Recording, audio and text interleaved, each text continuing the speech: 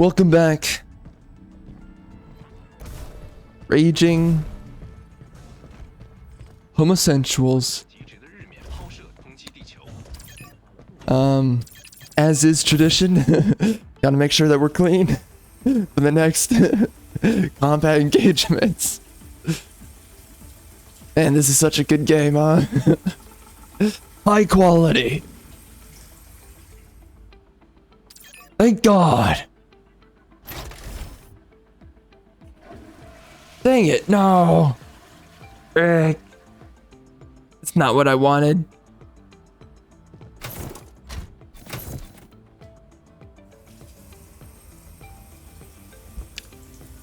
Yes, we're back.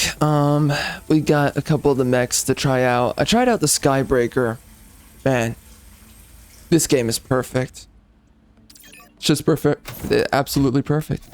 I tried out the Skybreaker and hold up.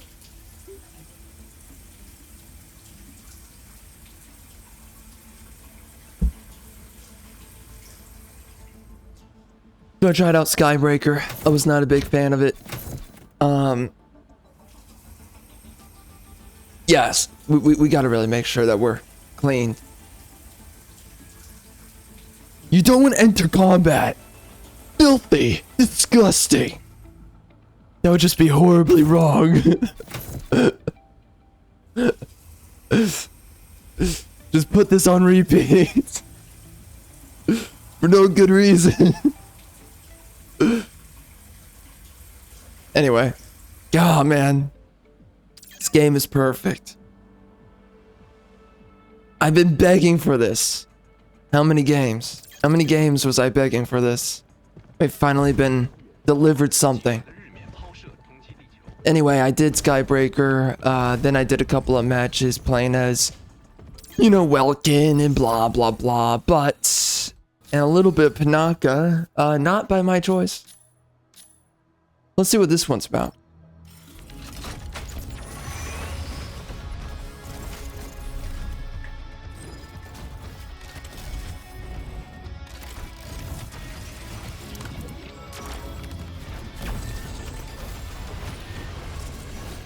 That's an alpha male robot right there. He can and will inseminate your girlfriend.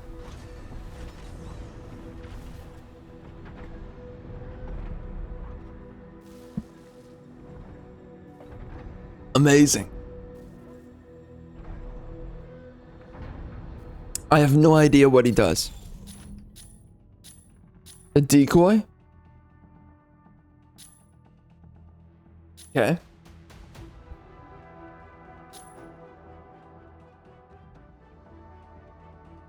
Okay. Cool.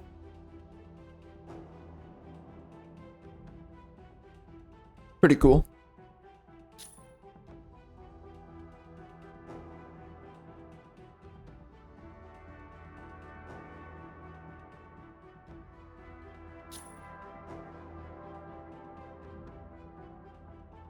Oh, he's the guy that has this ability. Got it.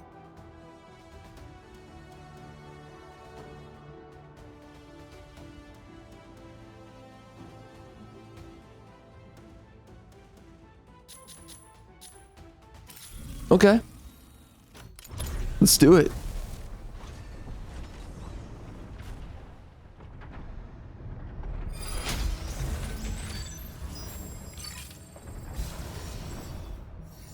Yeah, this game's pretty good.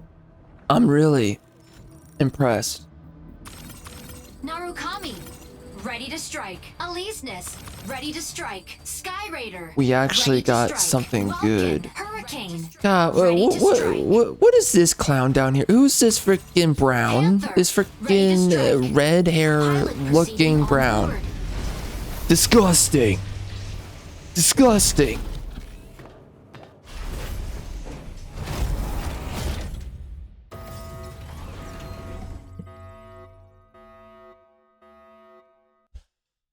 Oh dear God, bring back racism. Bring it back. Injecting coaxium particles. Full maximum volume. Bring back white rage. Just bring it back. All core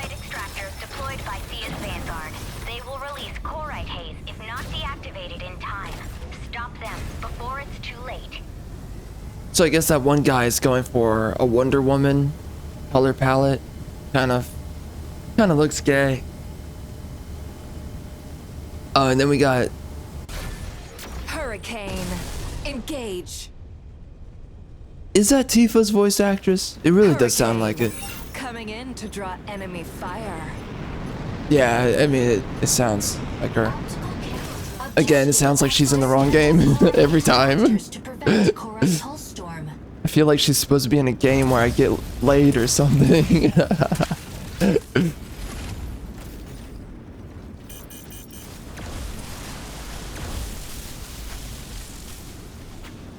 AKA a sex game. What is my weapon doing? I have no idea what my weapon's doing to you, son. Oh dear God. Oh, there's my shield. Oh man. You can't get enough, huh? Huh?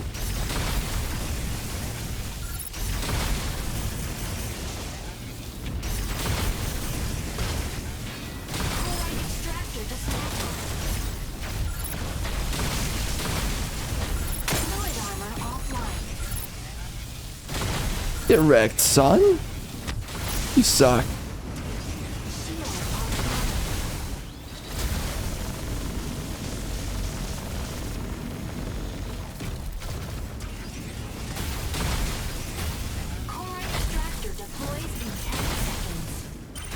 Man, it's tough chasing down this freaking homo. I don't know if this is my style. What is this guys' deal?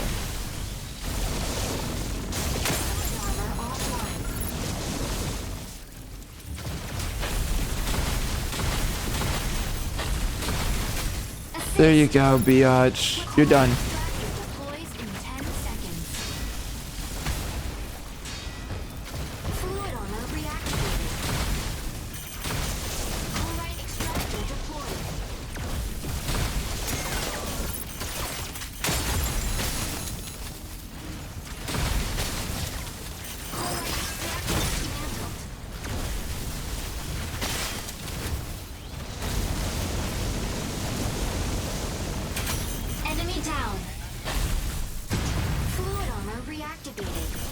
I don't believe I have a healer. Which means I'm screwed. Ow. Initiating ejection sequence. Nice press. Good job.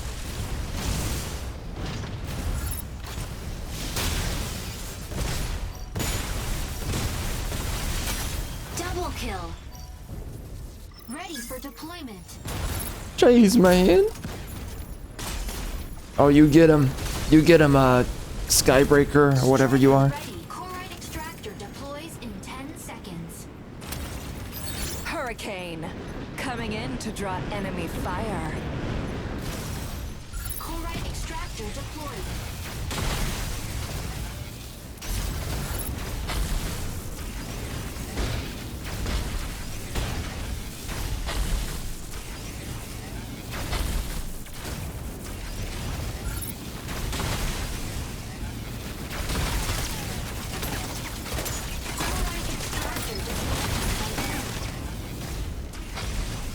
Chloride extractor deploys in 10 seconds. Insufficient engine output. Sky Raider here. The sky is ours. Power offline. Assist. You can't get enough, huh? Chloride extractor dismantled by enemy. And these voice actresses, man, they were really feeling themselves while they were doing this one.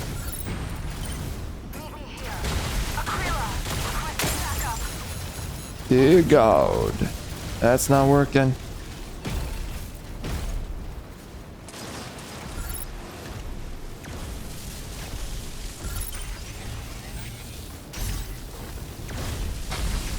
Gotcha, biatch. Chloride Ah. Dang it. Oh. Weapon not ready. Chloride extractor dismantled by enemy. Assist. Chloride extractor deploys in 10 seconds.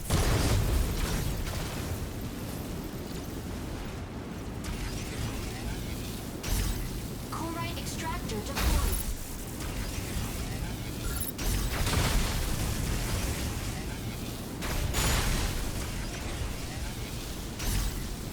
Kablam! Predictive analytics. Bam! Energy. Ah!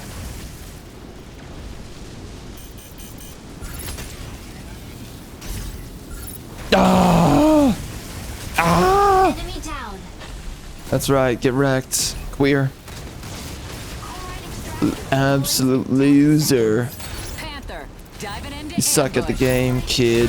Dismantled by enemy. Go home. Chloride extractor deployed. Assist. Got him! Stabilizing. Can't get me in here. Homosexual. Double kill. God dang, I'm good. Shield I offline. was made for this.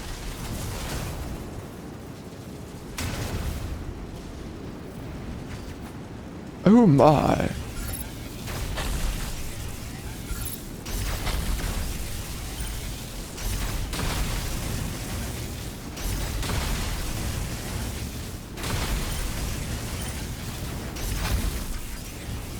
Chloride extractor dismantled. Police this. Hitting the front line.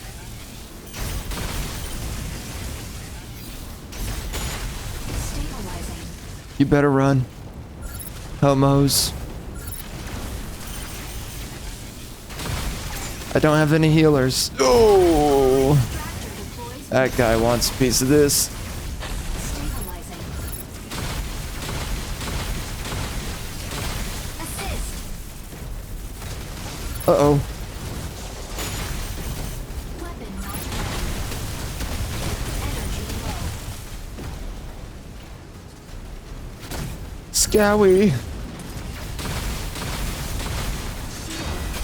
Okay, I think this guy's weapon's actually not too bad. At first I wasn't really I wasn't really feeling it, but yeah, we're good. My sensitivity really needs to get ramped up a little bit there. I cannot track fast targets. Assist. Weapon not ready. Oh dear God. Shield online.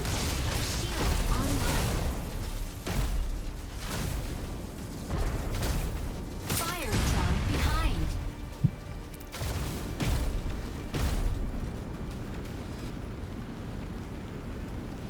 Shield offline.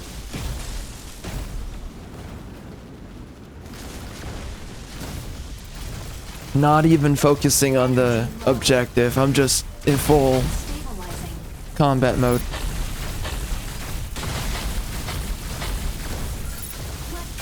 Assist. Man, dude, it's so sad. Chloride extractor I've been noticing, deploys in 10 seconds. not really noticing, well, I mean, sure, noticing, but Chloride extractor more than anything, it's deploys just in 10 seconds. Warning. the UK is absolutely dead. Completely taken over by Indians, Pakistanis, Muslims. Chloride extractor deployed. There is no UK anymore.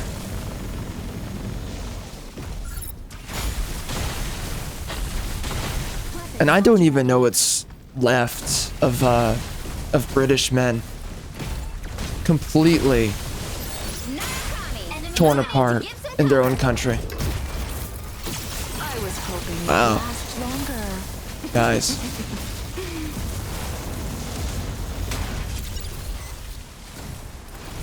Chloride extractor dismantled. Warning. You are leaving the combat zone. But sad to see what's happening to the UK. Chloride extractor dismantled by enemy. There's a lot of positive things with the UK, and it's just getting absolutely torn apart. Sequence. Nice press. Warning. You are And now, of course, we're acting like what what makes a British man is an Indian or a Muslim or an African. Enemy down. Completely delusional Ready for deployment. ideas.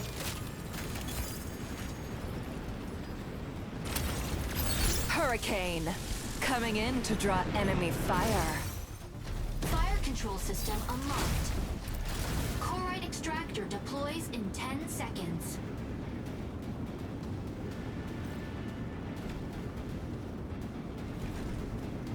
Corite extractor deploys. You can't get enough, huh? Corite extractor deploys in 10 seconds. Ow? Ow? Rude. Rude. Corite extractor deploys. I don't know where you went.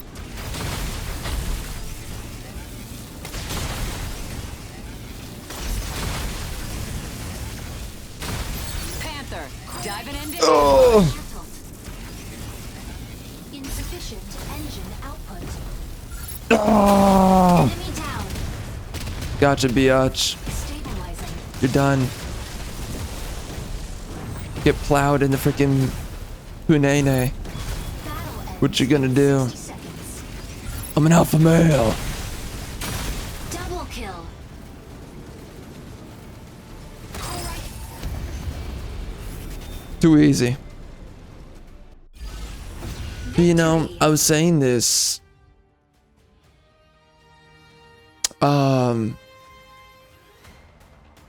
I think actually directly a year ago, I was playing Valorant. I think as I remember, I was talking about the clown worlds that we're in, where we act like black men and Indian men, and anything that's not white is apparently what makes up a British man. It's absolutely disgusting nonsense. And these people revel in replacing whites in their countries. MVP. Narukami's more than just a weapon.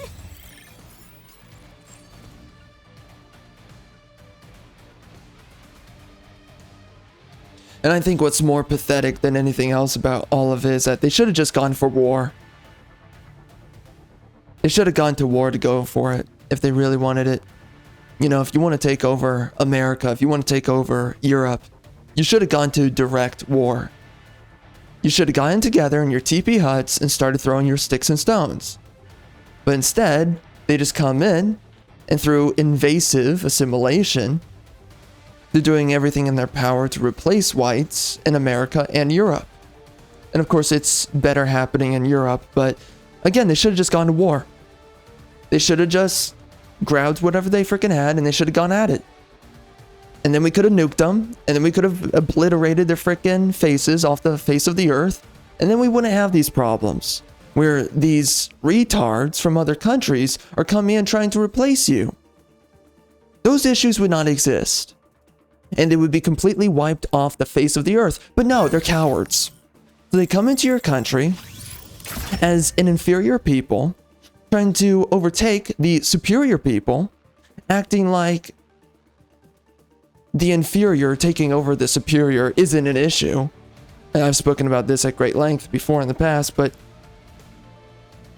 obviously,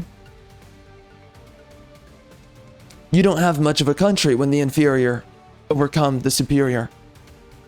And you become an anti-ideal country. You become the antithesis to the ideal. And what I really find troubling in all of this is the fact that we are replacing white people.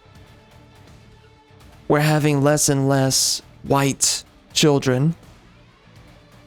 This invasive assimilation is a pathogen and a disease, and it is tearing apart the future of white people. I don't know what's going to be left in the future of Irish people, Scottish, and you know, not every white race is the same, but it doesn't matter. Well, you know, white micro group is not the same, but regardless, I don't know what's going to be left of the Italians, the English, the Germans, the Austrians, the Polish, We're having a lot of issues there too with the Polish, and they act like that they're super anti-immigration, but we've got issues where white women are getting with dudes who are not Polish in Poland.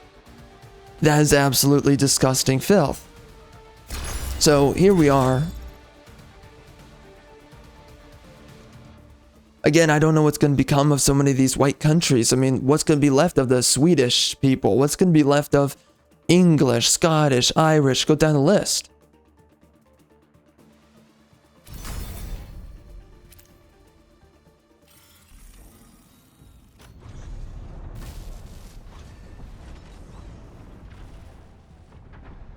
And it's sad because once upon a time, these were the best races on the planet. But right now, they're becoming the most extinct races on the planet.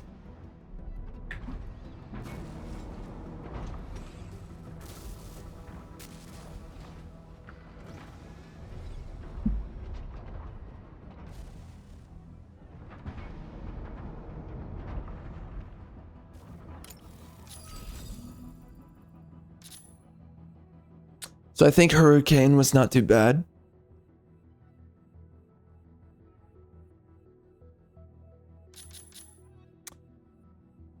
Could definitely improve on using him, but I think it's about time. Let's try out Stego.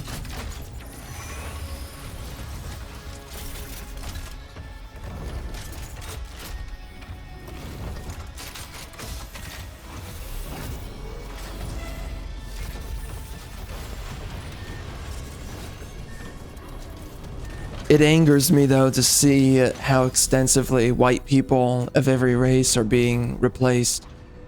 And it's all by this coward's war being waged by the minorities coming into your country and silently replacing you and silently going to war against you economically. I mean, the amount of racial war that's taking place right now, how Indians have invaded the tech industry. And they make sure to not hire whites. They hire specifically Indians. So we bring in more of these crap stains to the country. And then they just replace the native home people of your country with themselves. And they hire strictly for each other. You know, it's a racial hegemony is effectively what it is. And that's what it's become. And we allowed this. And you ask yourself, you know, I mean, we always love to talk about morality. A bunch of retards love to talk about morality. And it's like, what is moral about this? By the way, nice. That guy made a Zero Suit Samus in this game. Yeah, nice breast. Again, like I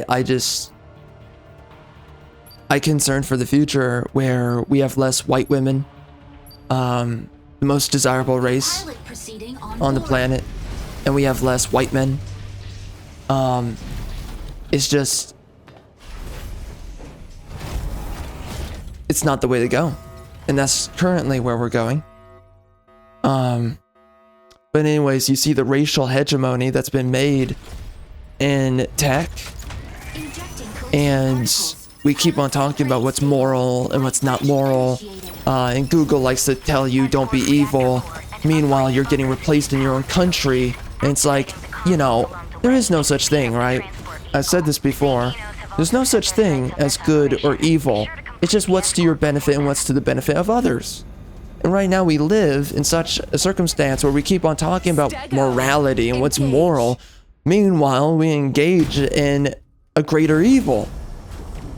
While we believe ourselves to be somehow good, or we're pursuing good, or we're in a pursuit of good, something of that kind.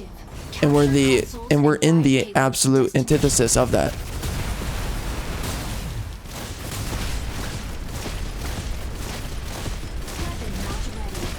I'm really not hitting him? Where is he? Oh, there we go.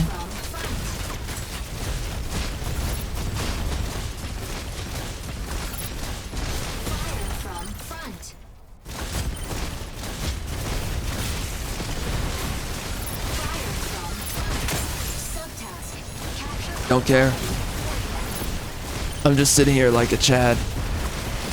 Can't stop me.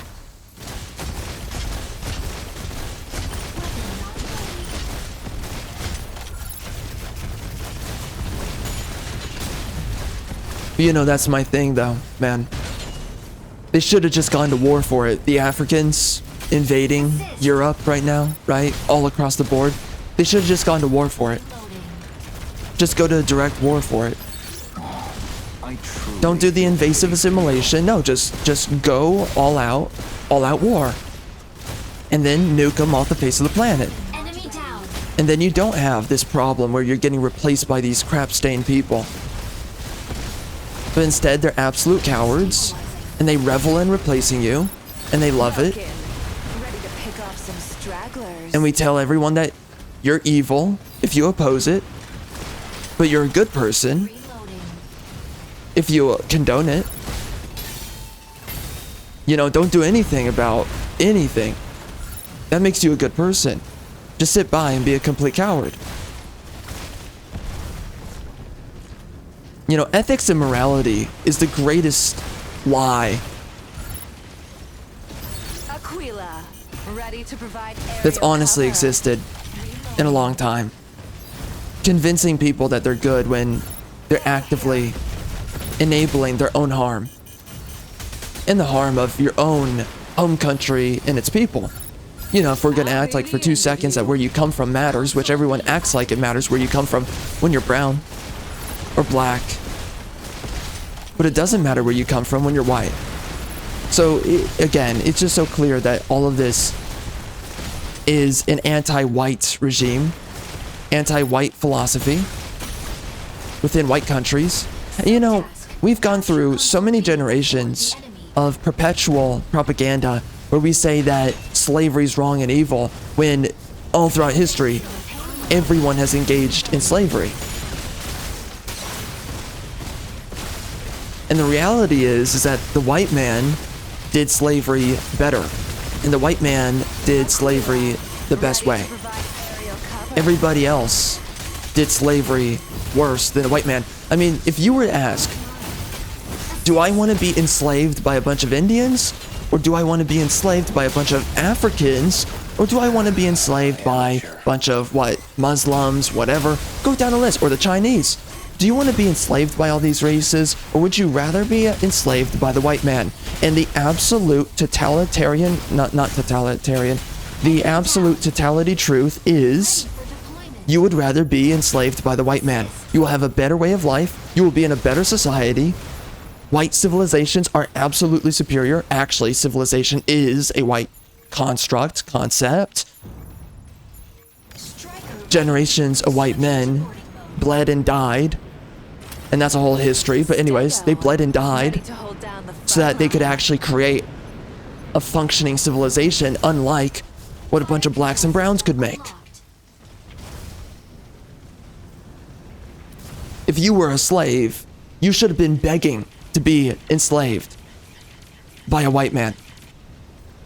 And instead we go with this BS where freaking retards in America and in England, I mean, because you're convinced of this false notion of value, of ethics, which is that, oh, anti-racism and don't be a racist and blah, blah, blah. Just this nonsense of being good when actually you're evil.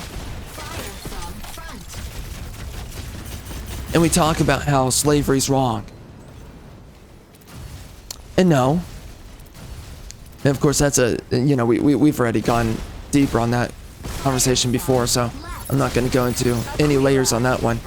But anyways, you know, we love to talk about how slavery is wrong, when in truth, you would have been better off if you begged to be enslaved by the whites.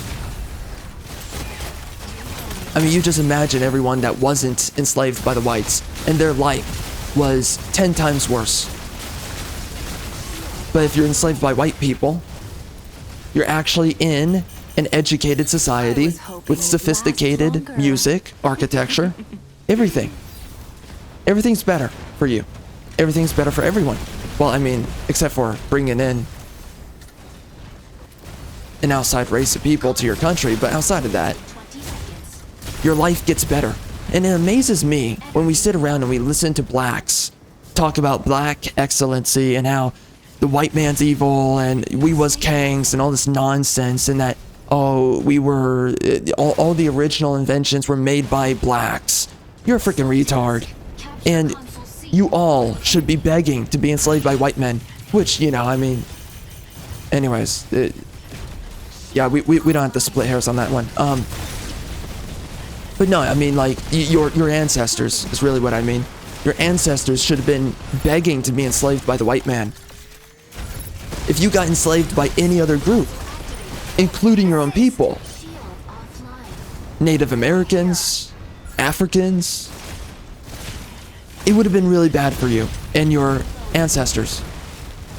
You got enslaved by the best race that there is, and you're gonna sit around and complain about white people? Really? It's pathetic behavior. You should be grateful for what you have. You know, for what you have that you shouldn't have. I mean, white countries should just be white, and they shouldn't be flooded in by a bunch of outsiders, by a bunch of blacks and browns, minorities, air quotes on minority. Now, in Europe, being a white man makes you the minority. That is disgusting. Again, they should have just gone to war for it. Stop being a coward and go to war for it, and then we nuke you and your stupid country. Diving into ambush.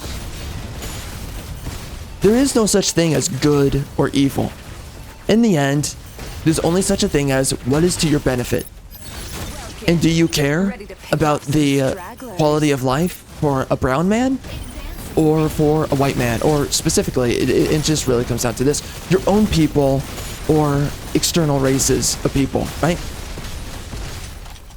But you know, I mean, let's just realistically say that a lot of the colored races, they are in preference to themselves and each other, in preference to overtake the white man and his society.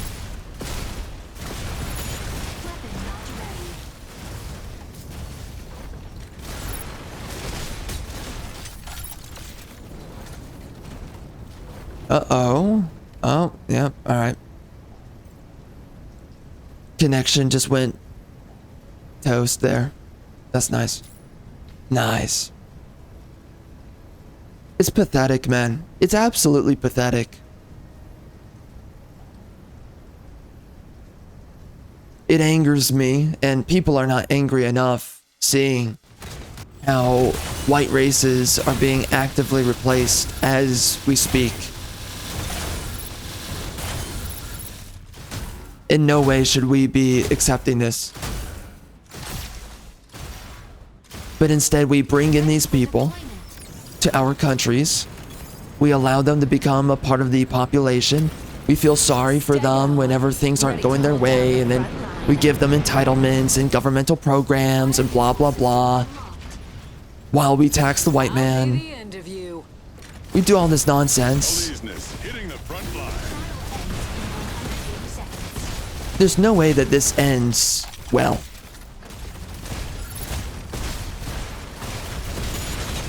And I find myself in a weird mindset lately, because it's like, I think there's a lot to take in and be grateful about the Trump era of politics that we're currently going through. But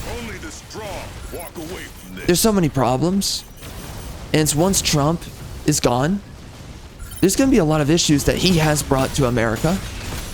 And that we're going to have to deal with outside of Trump. You know, we're going to have to deal with all the fake Republicans after Trump. We're going to be looking at a future with America where the next election is going to be very contentious, because being American is not going to exist anymore. It's going to be, oh, you're American, but you're Hispanic, you're Muslim, you're Indian, you're African, you're all these random races. And it's not just white person, which is American.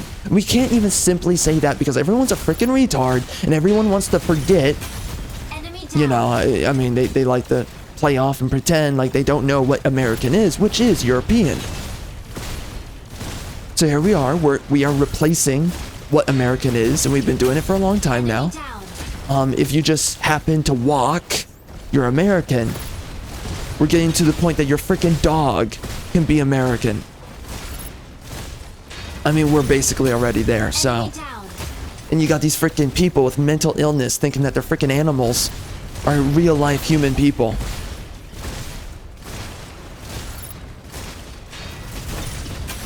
Enemy down. More people need to be told that they are just mentally unwell. And more people need to be told that they're living retards. It's absolutely pathetic. Enemy down. Wow, we watched that like 5 times over. MVP. No, anyway, more Cannot people get need to be delivers told that they're justice absolute and raging salvation retards, though. You literally think that an animal is a human being. How pathetic. And the amount of people that get this moralistic fervor over animals. It's absolutely pathetic. I mean, like, you can't give a crap about your own race of people, but you get a conniption fit over whether or not an animal dies in a movie. Are you really that pathetic? Again, more people need to be made fun of. More people need to be bullied. I mean, more people need to be told that they have mental illness. You have mental illness. You think that animals are human beings. There's something wrong with you.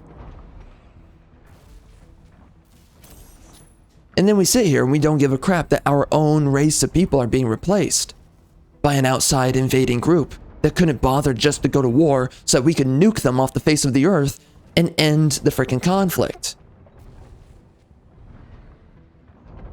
And we're so busy, right, in the Middle East, and we can't even defend our own border.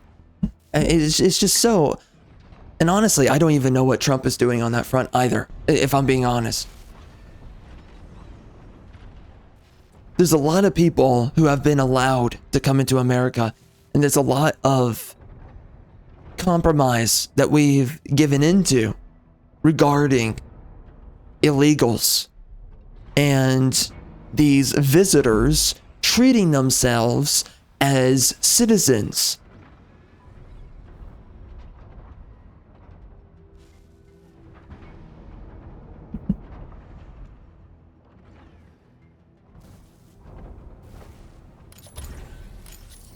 Yeah, so Stego's pretty cool. He's interesting.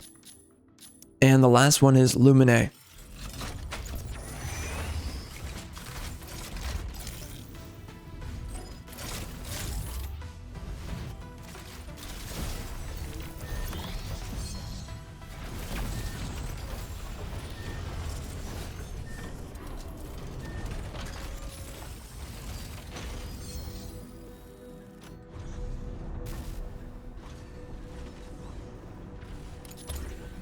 You know, it's just so silly to me and also equally disgusting when you're listening to people and what they want to regard as right and wrong and everyone getting up in a moralistic fervor about this and that thing.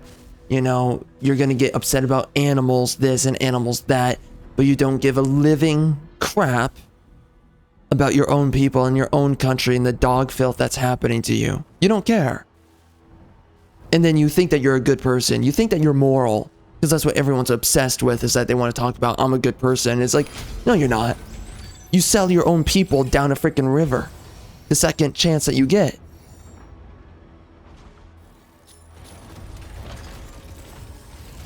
You know, there was a point in time in which I had the mindset of severe patriotism. I had that mindset at one point.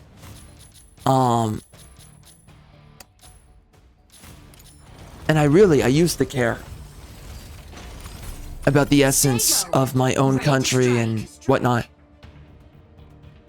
And to watch over all this time how the essence of your country has been robbed from you, and everybody talks about good and evil, but they can't even fight a real evil that is plaguing themselves and everyone of their kin surrounding them. You can't even bother with that. And you don't have any expectations.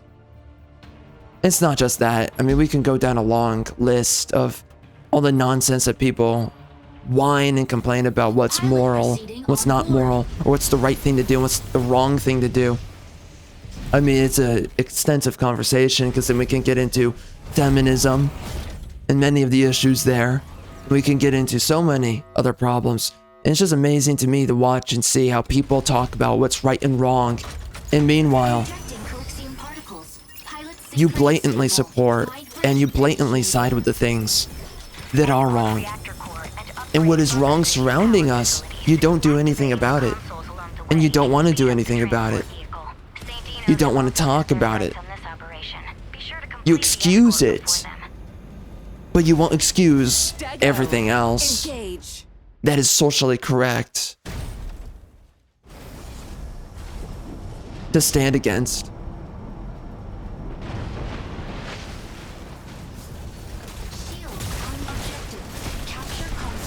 So anyways, with all that, my direct concerns is with what happens after Trump. I don't really know what to expect after him, because Republicans are just a bunch of Democrats. They're just disenfranchised Democrats more than anything. They're neoliberals. So what we're walking into after Trump is a bunch of, I mean, you know, the whole thing about draining the swamp. That's both Democrats and Republicans. It's a uniparty. Philosophically, behaviorally, they're not actual Americans. They don't care about America. Overwhelmingly. Oh my. What? Wait, oh, that's Stellaris. I kind of want to play that game again, but I have not purchased the DLCs, and I won't be doing that just yet, but maybe in the future. Falcon here. This sky is ours.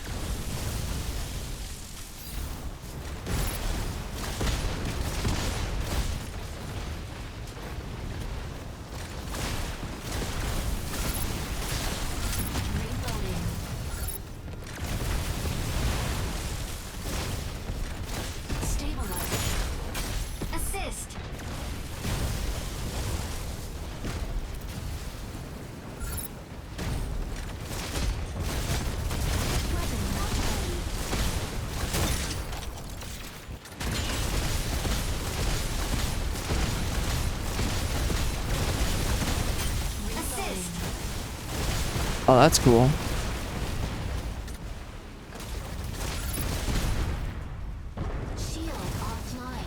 And now you have so many cock Americans and cock conservatives trying to act like, well, what does it matter for, right? It's like, just let them invade, let them take over, whatever. Right? There's a lot of that philosophy nowadays. And again, we act like there is a left and a right. There isn't a left and a right. The right has just been completely gutted. And that's a whole other extensive conversation.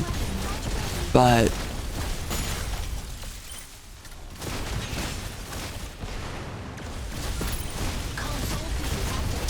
white people should not be replaced in their own countries. And if you want it so bad, go to war. And then we can actually fight you for it. And obliterate you off the face of the earth. That would be nice. But instead we just let these people invade. And we don't do anything about it. Ready to pick off some stragglers. And then we give them government programs to drain money to leech off of the American taxpayer.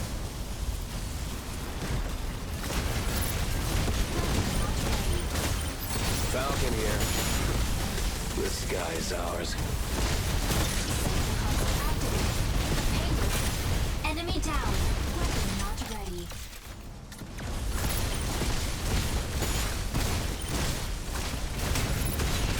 Assist. Shield offline. Dago's interesting. I kind of enjoy using this one, maybe a little bit more. Okay, how did I slip off of that? I kind of enjoy using this guy a little bit more than Tricera, maybe. I think that the rockets are pretty cool.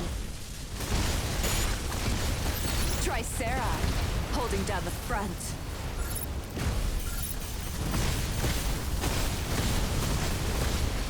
Wow, indoors, that's not working. Enemy down. So where's that retard? Weapon not ready.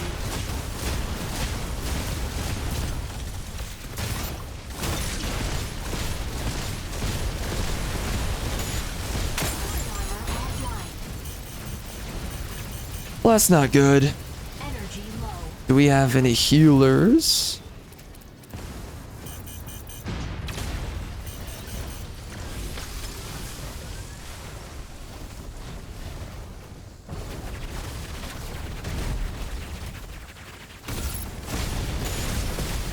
Shield off. And the other concern I have is that once we're done with Trump, Falcon here.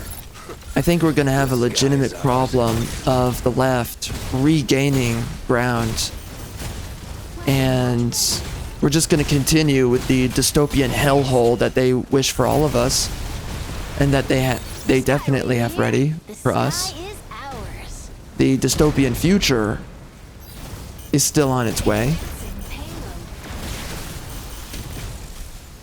And one of the biggest things too is that I don't think that a lot of conservatives Capture are very loyal for the enemy.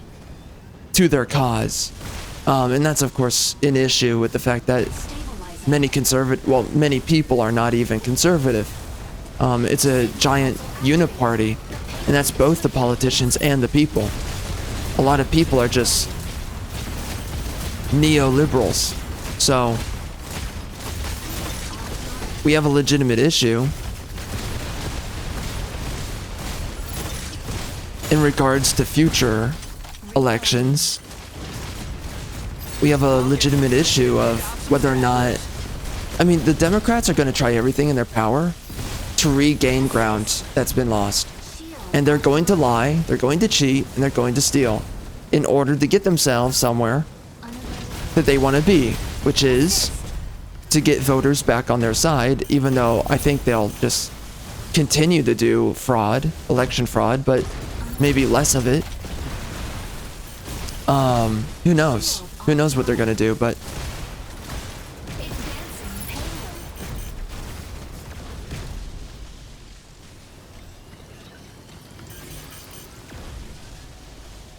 Unavailable. oh dear. Shield offline. Enemy Nice. down. Yeah, I really like this game. It's pretty good. I don't know how long I would play it exactly. I don't know, but I mean, I'm enjoying it, so it's good enough.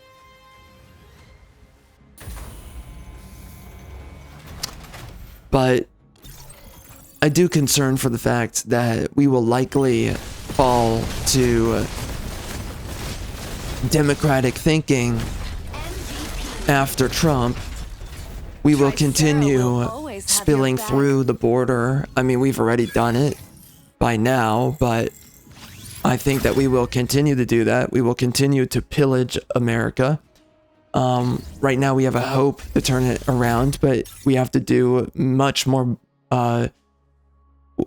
We have to get a lot more desperate, and we're not desperate enough right now. We're not working hard enough on the issue. And we're not taking it seriously enough. So, and there's so many problems with that. I mean, we're getting to the point in the future where America is just simply going to die. And our politicians, everything right now is a facade. Nothing's real anymore. Our politicians are fake. They don't care about anyone, and they just want to bring in a bunch of minorities to ruin the country, and replace the founding people. And the same thing's going on in Europe. And all the systems surrounding the politicians, those are all fake as well. And they're all just there to prop up the illusion like we have things together and like we're not screwing everything up, but we are. Every single system is falling apart. And right now we have the illusion that every single system is not, that every single system is working exactly as it's supposed to be. You know, the legal system, we can even say the financial systems, although that's a more extensive conversation. But, you know, if you destroy your quality population in your country, you won't have an economy. When you bring in the third world, you become the third world. Your economy will fall apart if it's being held up by a bunch of third worlders. And right now, that's what we are promoting. We are eradicating European children, and we are seeing an anti-European future. Well, the present that we are living within of developed economies, technologies, AI, all these things, it's made by the white man. So I don't know what we expect to see. When you eradicate the foundation to which you've built upon, what future do you have? So what I see right now is like, despite everything that's being done right now, and as much as you can appreciate the era that we're having, I think that this is the beginning of the end, is what I see going on right now today. And it's going to be after Trump that we really see what America becomes. And we have a pathogen and a disease that we are not addressing right now, many of them. And it's all egalitarianism. And we are going to take this to the grave. Look at how much everyone's desperate to be anti-racist.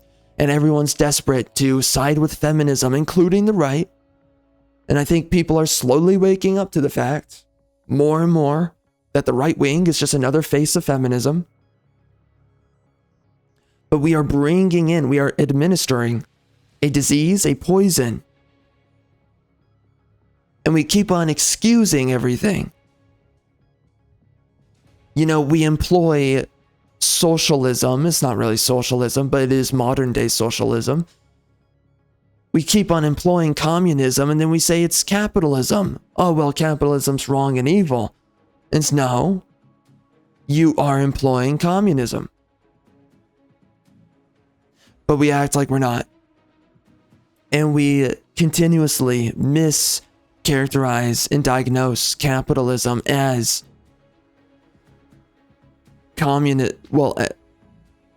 misdiagnosing communism,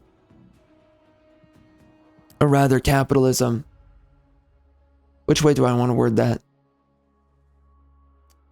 Well, anyways, we keep on employing communism, and we are painting it as if it is capitalism, but we're not properly capitalistic. You know, we keep on bailing out companies, although I think I've seen now a lot of these companies are losing money. But regardless of the fact, for a long time, we have been bailing out, and even to this day, but I think the money is obviously circulating to other companies outside of Pepsi, Coca-Cola, Nike. Those big brands, you can tell that they don't have as big a budgets as they used to have. You don't see a lot of ads for those companies either anymore. It's very clear that these companies don't have the net worth that they once had. And there's a lot of other indicators that we're seeing, but you can say that's a mixture of good and bad, regardless of the fact, because you are also seeing a huge uprising of small businesses, which again is good and bad at the same time. But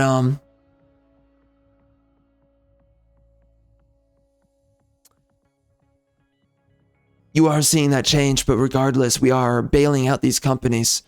And we're doing a lot more bailing out now of companies like pharma more than anything. That's where a lot of the money is being spent to. Also NGOs, you know, propaganda, effectively speaking, and anyone that's bioengineering for the sake of propaganda as well. that's where a lot of the money's now going to, instead of everything else. But anyways, we keep on bailing out companies, which is anti-capitalistic. And we're propping up a lot of propaganda individuals and institutions with government money. And that is communism. And we keep on taxing the people more, and more, so that we can further fund propaganda and institutions that are servicing the ends of propaganda and its means.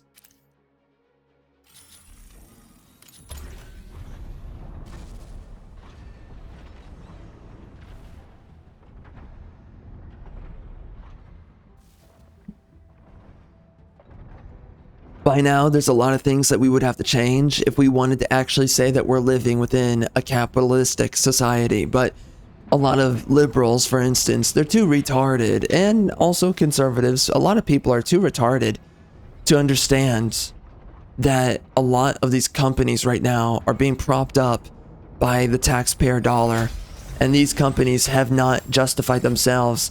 And the reason you don't care is because, well, I mean, for a couple of reasons.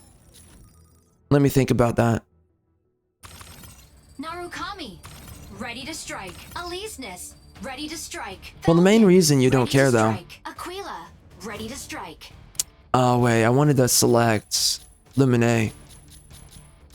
Can I okay, there we go. Nice. Lumine, ready Anyway. to strike. What was I saying? So what, the left and the right, Pilot proceeding on board.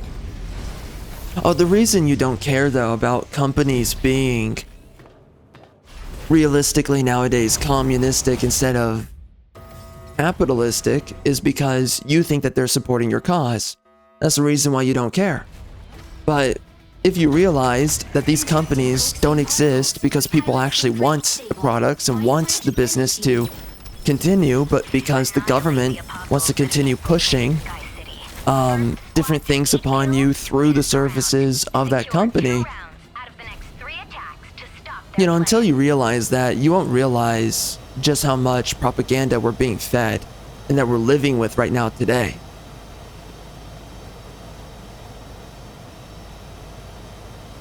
And again, a lot of these companies, they only exist because the government is bailing them out. That's not capitalism. That's just communism.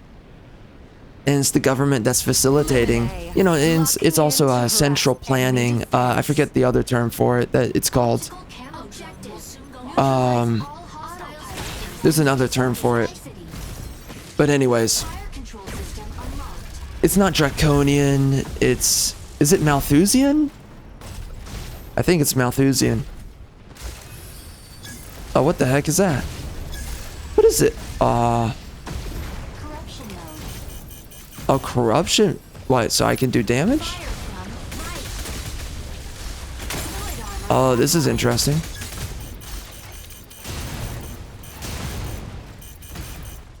Oh, they changed the UI? Oh, they changed the UI in this game. That's weird. Or did they? Oh my. Why does it look different? Nice brass. Assist.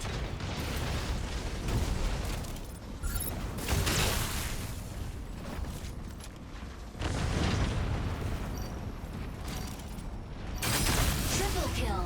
Wow, nice. Ready for deployment. Landing area confirmed. So what was I saying? Oh yeah, but yeah, we're not living in a capitalistic society right now. Narukami, moving in to give some cover. Corruption mode. There's too many companies that are actively bailed out. What, we lost round one? Jeez. There's too many companies being bailed out that nobody wants around. And you can't call that capitalism. Locking in to harass enemy And then the defense. amount of taxation we have and social programs and all that nonsense. It amazes me how much the left just believe in absolute nonsense.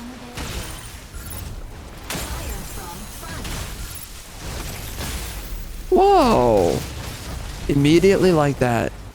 Dang, man. Initiating ejection sequence. This team is hardcore. Has begun.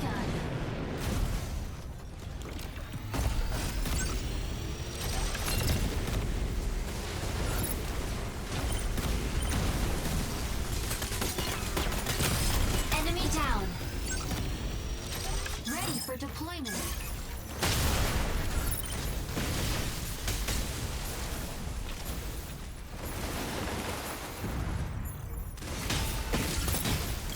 Striker landing area switching to boarding mode. Landing area combat Lumine, locking in to harass enemy defense. unavailable. Correction mode. Falcon here. The sky is ours. Who the frick hit me? Holy mother effing crap. Initiating ejection sequence.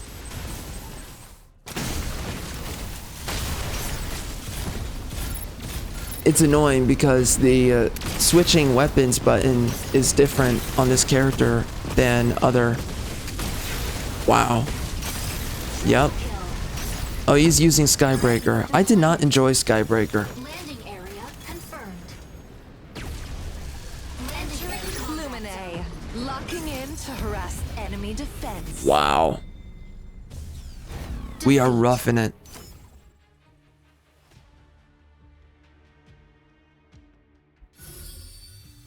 Yeah, this feels like a pre-made.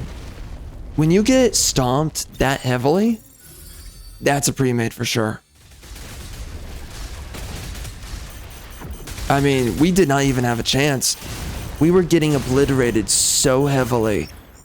We didn't... I mean, I was spawning in and just dying. You only snowball that hard when you're playing with other people. What, SS? SS? Yeah, it's a pre-made, yeah. Unfortunate. I do not like pre-mades. I never have. You know... Oh, no. Wait, Sky Raider. Yeah. Wait. Yeah, never mind. It was just that one guy. I mean, it's a pre-made. You don't stomp that heavily, but it was just that one guy getting all those medals. He was doing a good job with Sky Raider, but anyway. That was pretty frustrating, though. You don't lose that heavily unless... I mean, geez Louise, man. We didn't even have a fighting chance. That is crazy. That you just load into the game. Immediately losing. I don't know how much I like Lumine. Couldn't even use Lumine right there. That was crazy.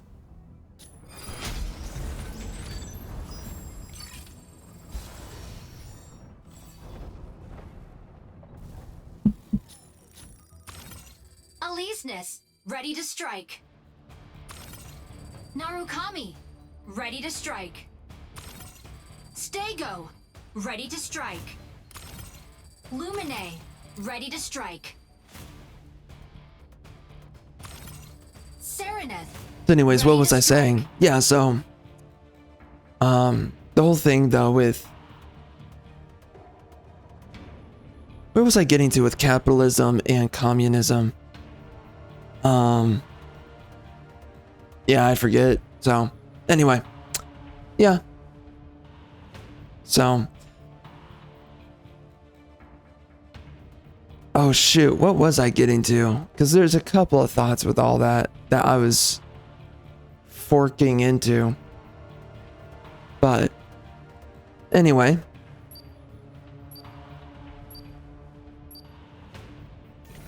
Pilot proceeding on I think what board. I can say though, with everything that was being expressed there, is I don't really know what I see for the future of America. I mean, Europe it's dead, and a lot of people understand that it's just going to be a Muslim caliphate at this point. I can't believe that we allowed Europe to be invaded like this. Again, they should have just gone to war for it. Should have just done it. Then at least the Europeans would have had a fighting chance. But instead, they have the boot of their own government on their necks, telling them that you can't fight against this nonsense. I mean, you're being pussified out of existence. It's so pathetic. Engage. you know, at least throw these guys into trenches to fight for their country against a bunch of Muslims and Africans and Indians trying to invade, and carpet bomb these guys coming in. At least that. But no, you know, you fought World War II, you thought you were fighting the real enemy, and this is what I mean. You know, earlier I was talking about it. Again, there's so many ways I mean this. It's not just one thing. But I mean, this is another great example, is that you're being told that you're doing something that's super moral and super important, super good, and we love to talk about right and wrong. And then, you know, again, for instance, the fact that we had dudes, a bunch of white dudes, fought and died in World War II, and for what? What did a bunch of white dudes in World War II die and fight for? And it was on all sides of the combat, the conflict. Germans died. Russians died. Americans died. I mean, it's just a bunch of European guys. English dudes died. French dudes died. A bunch of white guys went to war and they all killed each other. So that what? So that in the future you could get replaced by a bunch of browns and blacks? Really? And then we're going to talk about what's right and wrong. We're going to talk about what's a good person. We're going to talk about don't be evil. Meanwhile, you're getting replaced actively. But that's not a big deal, right? Because we're being moral. We're being good people. I mean, we were being told, right, back in World War II, that we were fighting a proper evil. That we were fighting a proper enemy. That if we don't fight this, the world is over. And we're seeing the European world die as we know it. So it's like, what did they fight for? What did so many European men, what did they die for? Why can I not shoot that? Okay, well, see ya. I mean, a genuine question though. What the heck did they die for? Wow. Dude, I don't think I like this class. I cannot figure out how it works. My weapons, I feel like they never actually work. I'm literally holding... How does this work? Weird. Okay. Oh, I could I was hoping you'd funny. last longer. But you know, you think about these past generations of men, European men, white men, who just died in droves fighting a useless war, only so that their countries could be taken over, forcibly taken over in the future by a bunch of blacks and browns. It's like, is that really what a bunch of European men, that's what they were fighting and dying for? In massive waves? In trenches in World War I? You know, through flak artillery and blah, blah, blah, the whole thing. Tank, shells, and the whole lot of it. Is that what they were dying and fighting for? In World War II? Was so that the Indian could come in and have your women? Or that the Persian, or the Muslim, or the African could come in and have your women? Is that why they fought and died in those wars? Is that why they did it? What did they die for?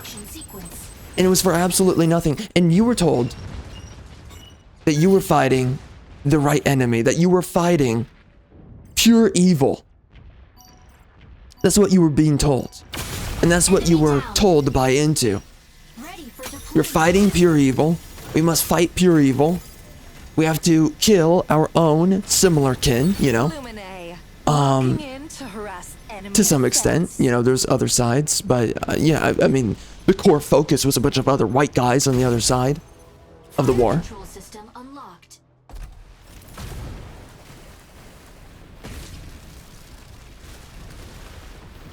But that's the war that we were told to fight, and that we were told to join up in, and to battle through.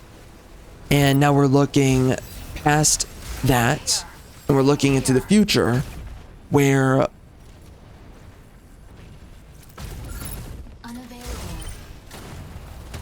yeah, I need to finally heal my teammates here. I don't know how to heal in a really efficient manner. I have no idea what I'm doing. Meet me here. Meet me here. Meet me here. Node C captured by enemy. Weapon not ready. I can only do 2 on that guy. Aleseness, hitting the front line.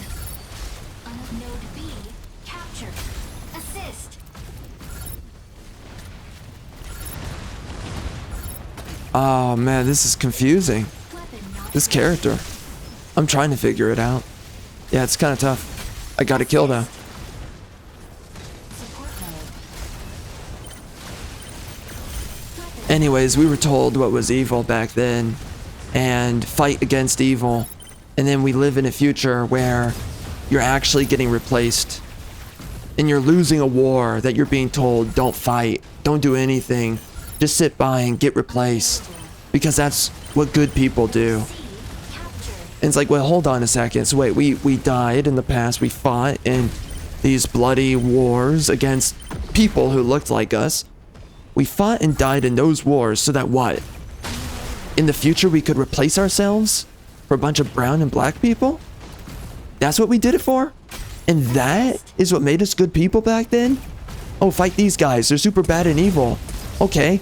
And in the future, when our country and the men in our country are getting replaced and your language is getting replaced in your own country too, then what? Well, you're evil for fighting against these guys trying to take you over. Okay. Or not taking you over, we're just telling you, allow them to take you over. Capture. Cause screw you, bigot. Support mode. Weapon not ready. I mean, how could you not be convinced of how warped and twisted that we are, especially today, Behind. after that happens? To disrupt enemy defense. Unavailable. What all of it reveals to us is that the real war was not being fought, and the real war was never won. Victory. We were led on a wild goose chase. And you know, I've already spoken at great length about, you know, I mean, World War II was a war that should have never happened. The wrong guys won, and the wrong guys lost. Nothing should have happened. Nobody should have fought each other. And now we live in a future where you should be at war. You should be fighting. There should be a front lines where you're actually defending your people. You're actually being invaded. You're actually being replaced. There's actually an enemy. And your future is being taken from you. In your own country. Your language is being taken from you. American children are not in classrooms with fellow American children anymore these days. There's European no children escape from are not in Stego's classrooms with fellow Europeans now today. And we were told that we fought the right war back in World War II? World War I? What were we fighting for? Actually, what were we fighting for? Because now we have a real war happening right now. And you're being told, don't fight it. Don't do anything. It would be terrible if anyone fought. It would be terrible if we carpet bombed all the freaking retards coming in and replacing your people and pillaging your economy. And then we have people who like to opine about morality, what's good and what's evil. Oh, don't do that, but do this. That's not allowed, but this is okay. Really? I mean, we're going to talk about what's good and what's bad. Meanwhile, you are supporting something that we told past generations of men to literally die for this. I mean, it's like, it's amazing to me because everything that those guys fought for was completely in vain. And I've said this many times on the channel, but it's just, it amazes me that everything that was fought for in those past generations, completely in vain. We are dealing with an actual war right now today in America and in Europe. Throughout the entirety of the countries.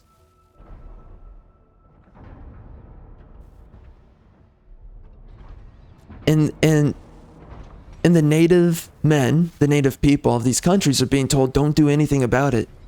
You can't fight it. You can't oppose it. That's wrong. It's evil of you. But then what?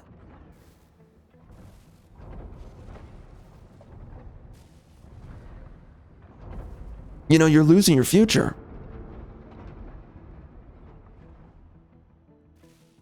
It amazes me because, you know, you got people, they love to talk about, hey, there's so many layers to all this, right? But it just amazes me how people live in these fantasy lands, for instance, with like comic book heroes, or you can go down the list of all of our fiction. And they love to talk about, well, this is what a good person does. This is what a good guy does. Blah, blah, blah. You're right. We go through the whole people masturbating in their minds about what a good person does and what they are.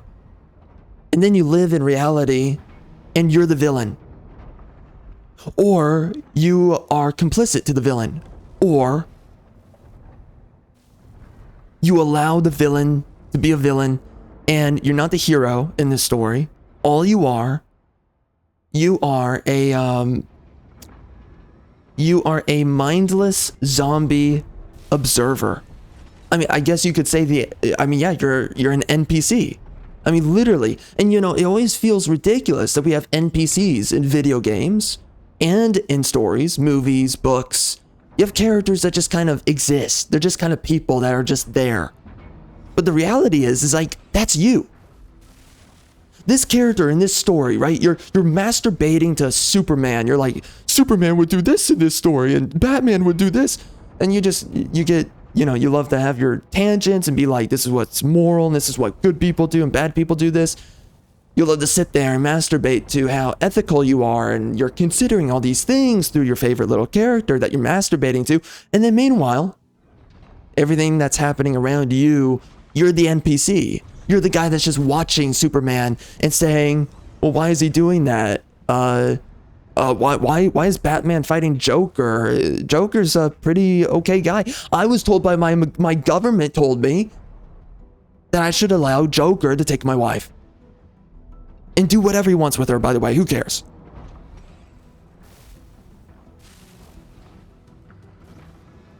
It's fascinating to me to see all of this. And again, you know, I've spoken about this many times. There's so many layers to which people love to talk about what's moral, what's not moral. And then when you see in reality what people actually live by, what they actually believe in, what they actually do. And it's so disgusting for me to just ever, you know, just actually thinking for 2 seconds, right? Which a lot of people nowadays, they don't want to do this either. It's just so pathetic what we're seeing, right? But it's like, just think for 2 seconds. Wow, we fought in World War II. And for what? We fought against a bunch of dudes that we shouldn't have been fighting. A bunch of men died that shouldn't have died. A bunch of Germans died that shouldn't have died. Russians died that shouldn't have died. Americans, Englishmen. And then you live in a future where you're being replaced. And somehow people are not upset about that. And somehow, it amazes me how so many men were convinced to slaughter themselves. And as a country right now today, we sit here and we can't even fathom being upset about that or like questioning it and saying, what the frick were we thinking? Right now, British men, British women, and you know, all the other races that I've listed, and also Americans, they're being replaced and they're being exterminated. And we could do something about all of this because, right, it's not just all these other issues, it's also feminism.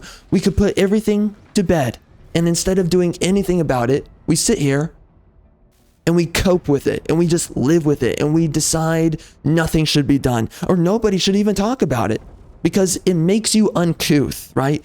You're not properly socialized. Which, what does that mean? I mean, I guess all the dudes who died in World War I and II, they weren't properly socialized. What are we fighting for? So many people love to talk about what is right and what is wrong.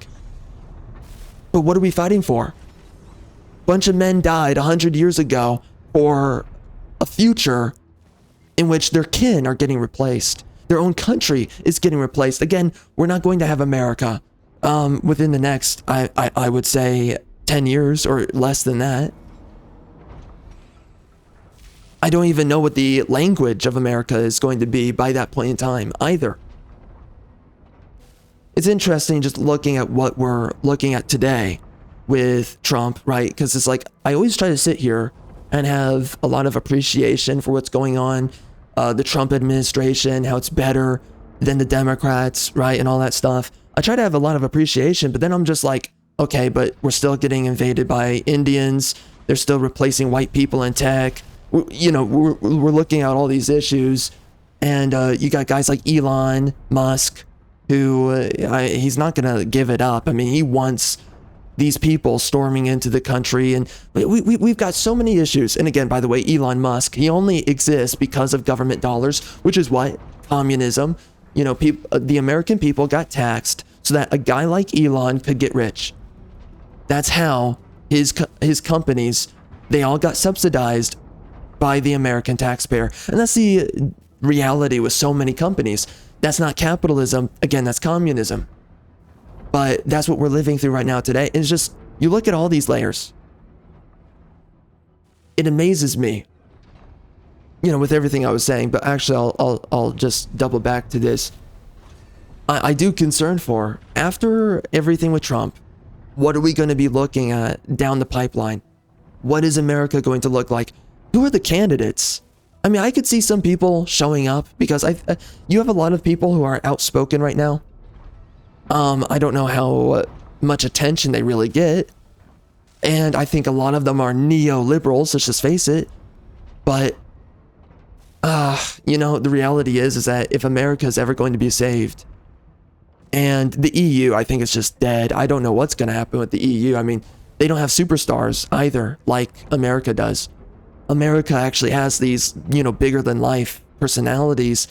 For good and bad, we have a lot of propagandistic figures like Tony Robbins, where he convinces you of a lot of BS, but because you're so desperate to get rich, you believe the things that he says. And a lot of guys like him, you believe the BS that they say because you're desperate for money. Well, what happens once you're rich? There's no incentive anymore to think like them, and you realize they're full of crap. So then once you're like, oh wait, okay, I have money now. Oh wow, this guy's full of it. Well, now what? It's like, why does anyone listen to these guys? Exactly. That's the issue we're dealing with, of course. So, right, it's like, it's for both good and bad that we have people that are bigger than life personalities in America, and you don't have that in other countries. It's a positive and a negative because, right, it works for the sake of propaganda, but also works towards the factor of, if you want to lead a revolution, I guess there's a chance. Maybe there's not a big chance, but there's a chance. But it's after Trump that I really don't know what we can expect, because right now, everybody that's available today, all of those guys are neoliberals. They're not actual Republicans. They are a part of the Uniparty with the Democrats. They're much more left-leaning than they are in any way right-leaning. They would sell, and they already are, and they have been for a long time now, selling the future of America as we speak. So, I mean, again, like, it's just same old as what the Democrats have done, and they just continue it in a different way. And that's the issue with those guys. But then we also have the other dudes, right? We also have other figures that we don't know who's going to run after Trump. We don't know who's going to run for office. There's a bunch of guys who are right now very outspoken. They could end up running. But again, they're not really Republican either, or conservative. They're still neoliberals, and they will probably not actually put their foot down. So my only guess, honestly, if there's any hope for specifically America, because every other country's screwed, I think that after Trump, it's up to a black swan that we're going to have to wait for. And it's going to be somebody that nobody's hearing about right now. And they're going to become outspoken. Some dude's going to show up and be like, you know, this BS needs to stop. Which I think that, I mean, that's more of grounds for a huge culture war, because now we're invaded with so many different races and racist politics. We have been invaded by so many races that I don't even know how you have that election anymore. You could have had it back in 2016 when Trump ran.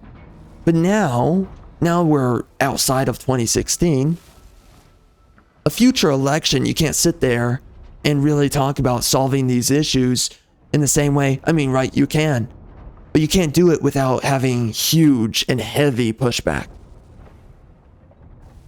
It's more reason to understand that probably the future of the country is genuinely screwed. And whatever America was once upon a time, it just sickens me though. You have people, they love to talk about morality, what's good and what's wrong, what's evil. And meanwhile, you have entirely enabled the dismantling of your own country.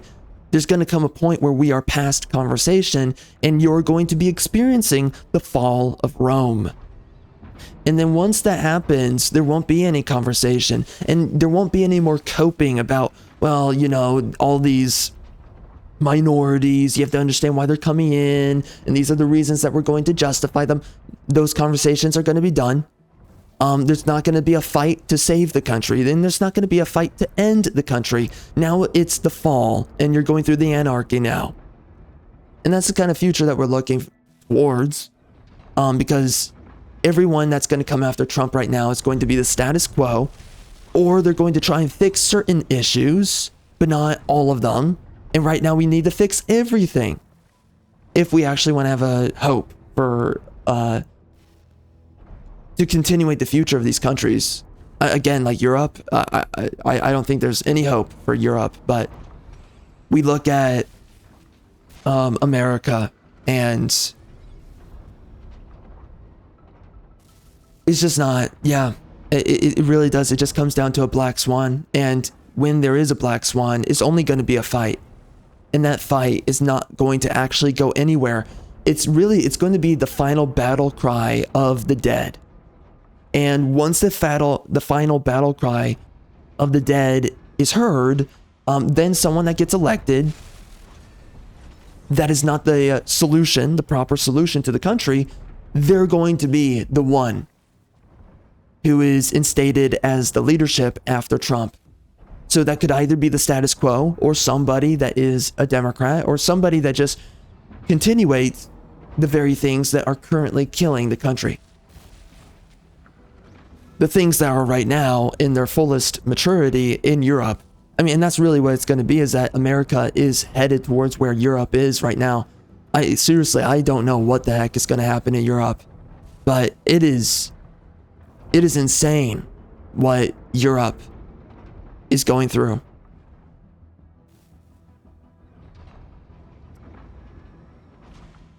Give me 1 second.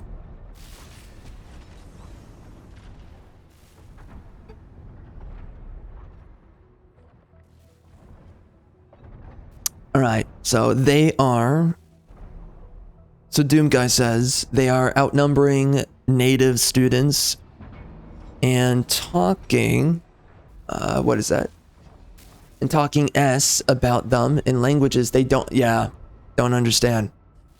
Yeah, and that's the other issue is, again, you don't share the language with these people.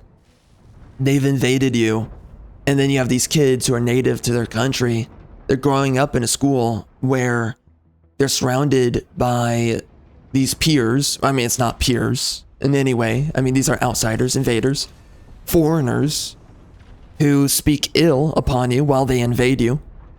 They speak ill upon you while naming you pejoratives and whatnot, or just having conversations behind your back, right? In languages that you don't understand. It's this sort of passive aggressive hostility. This is not healthy for any future of a country, of a society. You have to share language, and we are heading towards a future for specifically Europe where a bunch of people are not sharing the same language. I don't even know how you can stabilize that. Or rather, I don't know how you can maintain stability under that. I mean, and then imagine that these people then become a part of the workforce as well. Now you're stuck around these people. You don't like them. They don't like you. You don't even speak the same language. Jeez. Again, like where Europe is going right now is so tragic to see. But where Europe is going is absolutely catastrophic, and it is going to be, the fallout is going to be insane. And again, you know, the only solution is the solution that nobody wants to do. And the issue right now going on, right, in America is that after Trump, we need the guy that sits there and just does what needs to be done and completely flushes out the country. of the invaders. But likely that'll just come with a huge fight, because by then you've brought in so many invaders that they outweigh your own people. So then you're just gonna have a fight, and then you're gonna be replaced. Because you lost the war a long time ago. They'll send you to Azkaban and take your job away. Yep. We have had a housing crisis for a decade here. As soon as all these foreigners arrived. Yes, yeah, and that's a huge... Oh, man. As soon as all these foreigners arrived, mostly men. Yep.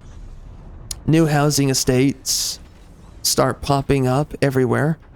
They're being paid $500 in benefits per week. Yeah, and that's a huge... Again, being subsidizing the invaders who also commit a bunch of crime and don't speak your language, and they're not as productive as the native people either. It's amazing to me that we push for so much feminism. And we disable white men and women getting together and having kids when they create better stewards of your society. And instead, apparently, there's this whole justification that you need to bring in all these people to your country when they are of a lower quality and they are not going to do the same quality of work, and they will not follow the laws, and they don't care about the law as well. I mean, they're just there to invasively assimilate you.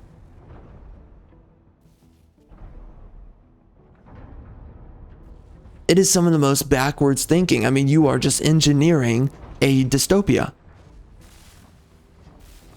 So getting $500 per week and all their bills paid and assistance buying a house. Yep.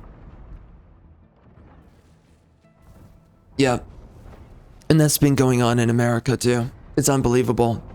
All the ways that taxpayer dollars have been spent. It's absolutely disgusting. They can commit heinous crimes, yep, and the report will withdraw their race. Yep, that happens too. Or they'll say that the person was white when they were actually Muslim or some other race. There's a lot of that. It's insane, and I find myself amazed how you just look back at how past generations of men were told what good and evil were, and now you see what we're living through now, and we are living through an existential evil that is plaguing white countries where the white population is being told you can't fight it, and if you do fight it, that makes you evil. So you have to allow yourself to be replaced, allow yourself to be driven out of prosperity. Hurricane, ready to strike. And again, it would have just been better in the end if they had just gone to war Aquila, for ready it. to strike. Like, if that's what you want, if you want a war, then okay, go to war with the English guys. Go to war with England, Ready to strike. try to take their land from them, and let's see who wins. But instead we're doing it this way. Ready to strike. Falcon, ready to strike. Welkin, ready to strike. Pilot proceeding on board. It's absolutely infuriating.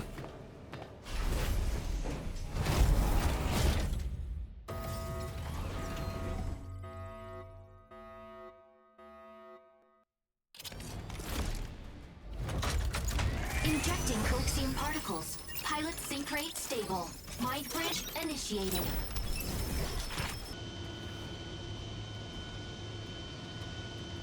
It will be interesting though when we get into the next elections, because as I said before Trump got elected, the next election is going to really determine the future. The next election is going to determine the future, the immediate future of America. But more specifically, it's going to be the the next 3 elections are going to determine the future. First kill. And if you get the wrong leaders within the next 2 elections, then everything that Trump is doing right now is just gonna mean absolutely nothing. Right? So everything right now is good that Trump's doing, Double kill. but it's not gonna last long if we just undo everything. And again, we can easily do that with a status quo president or a Democrat. I mean, you need someone that is incredibly right-wing to get elected if you want an actual future for the country. Insufficient ammo. Activating signal console. Fire alarm. Signal console activated. The payload is swiftly advancing. Unavailable. Oh, what the? What is it? Oh. Wait. What was that? Interesting. I was doing something there. Oh yeah, I'm. That's cool. So I can do. Oh wow. I don't know what that is. That's like a. Interesting. Assist. Huh. Man, this game is so cool.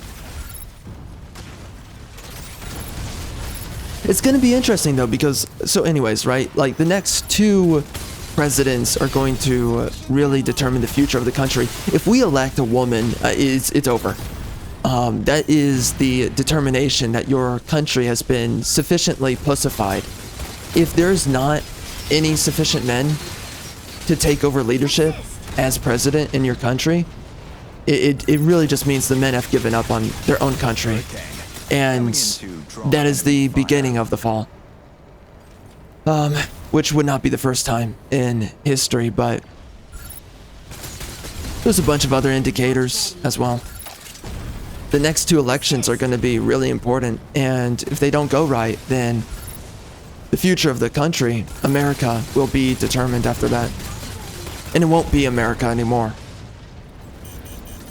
And the likelihood of America completely falling apart and going by the wayside is incredibly high right now. So it'll be interesting to see what happens after Trump. The likelihood of the country breaking apart is very high.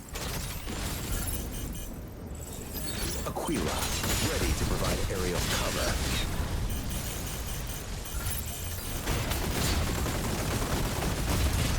You know, it's so interesting. I noticed that certain Gundams in this game are definitely... Oh, yeah. I noticed certain Gundams in this game are a lot stronger. Nice. They're a lot stronger than the other ones. Wow, he destroyed me. Aryan Chad For deployment. got obliterated.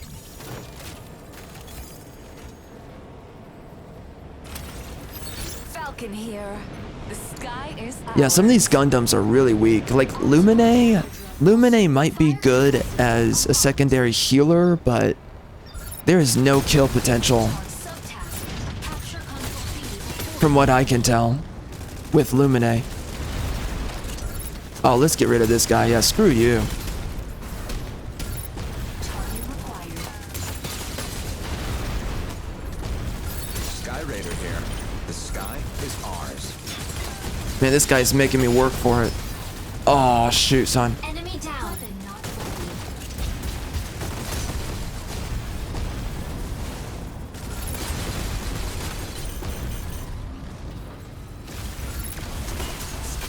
Assist. Got him.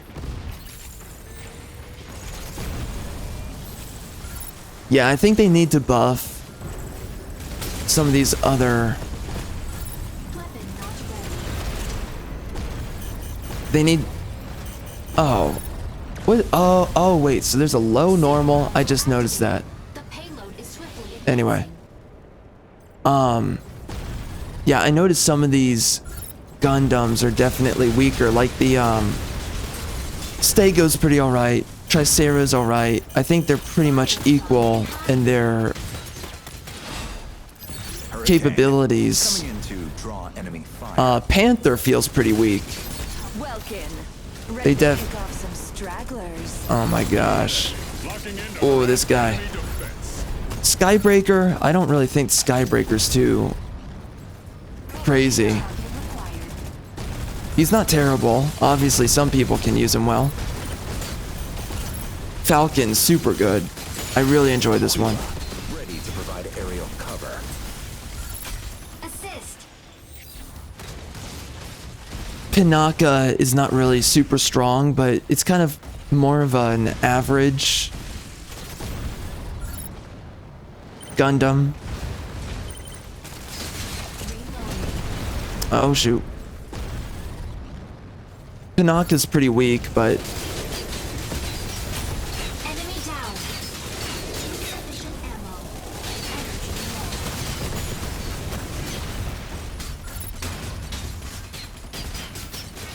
low. but Pinaka is a pretty decent healer at least. Probably better than Lumine, without a doubt. Uh-oh. Amateur. But you know, I was using Skybreaker, and Skybreaker just felt so weak compared to Falcon. So they might have to buff a few things. They might have to either buff Skybreaker, or they're just gonna have to nerf Falcon, which I don't like the idea of nerfing. Ready to pick off some stragglers. But the kill potential is so much higher on Falcon than Skybreaker. And Panther.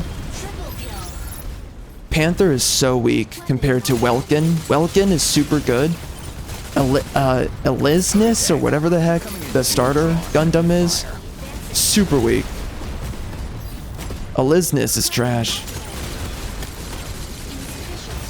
Oh my. Uh-oh. Assist.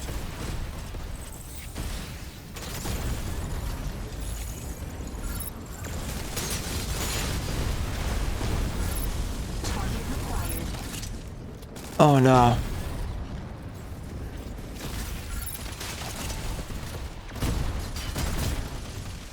Gotcha, biatch. Keeps on transforming. The only good thing about Elisnus is that he effectively has 3 lives, or 3 health bars, because you can put him into his leveled down state if you kill him, and then he can turn right back into... Please focus firepower on the target. Sky Raider, en route to stop their payload.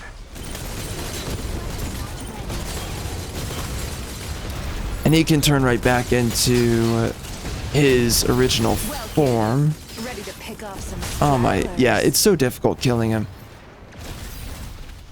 He just keeps on coming back. Ah, good, this guy's back. Target required.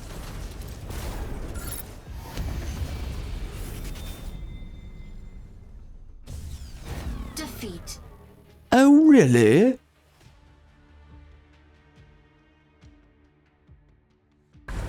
Yeah, Welkin is super strong.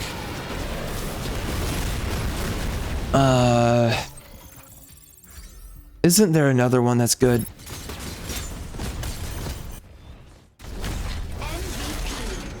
Tricera's good. Stego's good. always have Nice your back. outfit. Wood smash.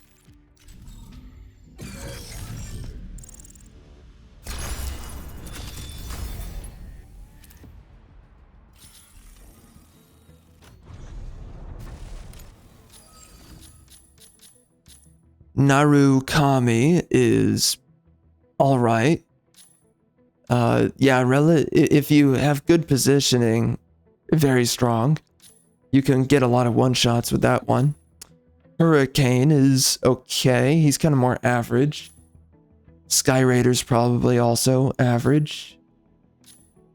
Aquila is relatively strong. I almost think that Narukami is stronger. At times, I do. Yeah. And then it would be cool if I could try out Stellaris, Serenith, and Inferno. How do I get this though? I have to obtain this? How do I get it? Do I have to buy it? Ugh.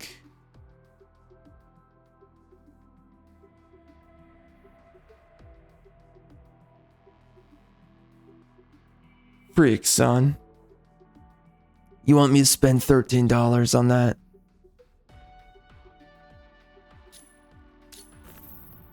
Ugh. And of course I can just buy him here. I mean, I'm just gonna try this guy out.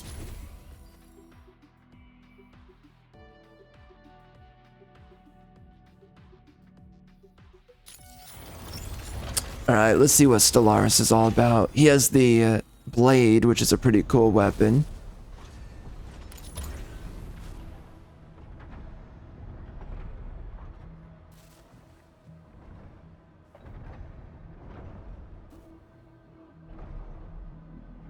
Up for a backline ambush. Stellaris. Camo drone will soon go offline. Autopilot fire control system unlocked. Secure and upload keys to the base's main Wow, I kind of feel fast. I mean, I should be fast with this one. Oh, get wrecked. Ninja, biatch. I'm a mother effing ninja. Shika! What's this? Oh yeah, this is the beam cannon, right? The... no, not like that, son. I'm out of here. Someone heal me.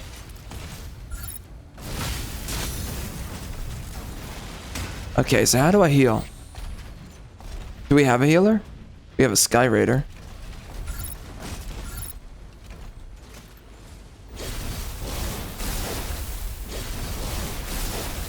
Well, that's cool.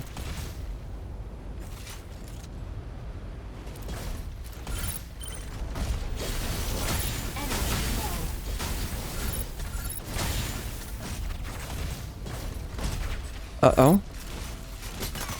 Oh, I need... Oh, no. Oh, that sucks. Stego, ready to hold down the front line. What is this? Am I invisible?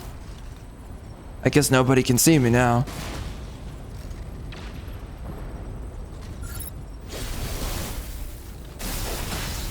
optical camo deactivated. Energy low.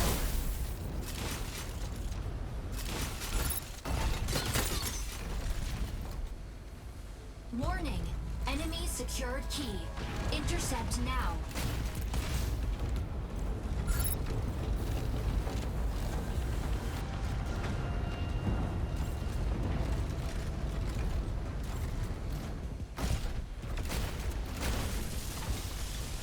Stabilizing. Jeez, man. Welkin is so strong. Initiating ejection sequence. Yep, nice breasts. I love this game. Especially the breasts.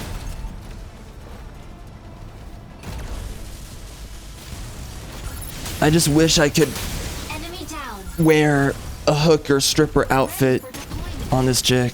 Landing area. Everything would be perfect then. Carrier I need a wetsuit like from Metal Gear Solid on Big Boss, whatever the frick it is. Backline ambush. The woman boss chick. That was from like, I think Metal Gear Solid 3 or whatever. Oh, get over here, slut. Ah!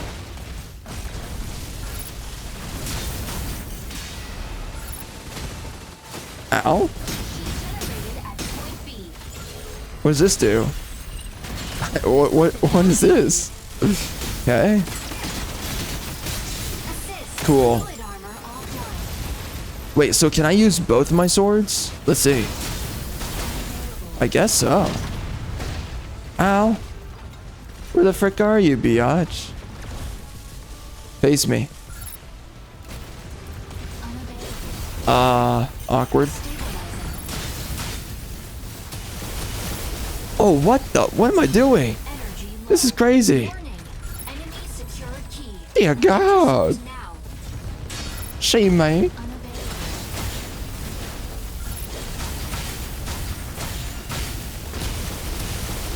Cool, cool. It just gets cooler. Yeah, Stellaris is cool. So what? They're trying to force me to spend money for this one. Hey, we did a good job on this one, didn't we? Double kill. You should give us your money. Key generates at I already paid for this. seconds. Frickin' game, you pieces of filth. Imagine spending $60, $70. How much is this game? Imagine spending whatever amount they charge you for with this game. And then you have to pay for this trash. Unavailable. Insufficient. You're going Assist. down, punk. Key Yeah, this is generated cool. at point A. Optical I camera like this one. activated. Unavailable. You know, there's always those frickin' retards that shill a bunch of games. I wonder if the shill squad is gonna be here Energy for this game. How's it going? Stego? Pity for you. You're going down, punk. insufficient. Don't you eat... yeah. Key secured. I have no... What does that do, son? Uh-oh. Optical camera What is this? activated. I am so confused. Enemy down. Alright, I'm getting a hang of it, but I have no idea what my abilities do. I'm just doing it because it looks cute. Target required. It's the only reason. Try Sarah. Holding down the front. Oh dear God. How do I... Oh... Key generates at point C in I- 30 seconds. Can I pull them to me? I don't even get... No, don't know. Oh, oh my... Oh, that's so cool.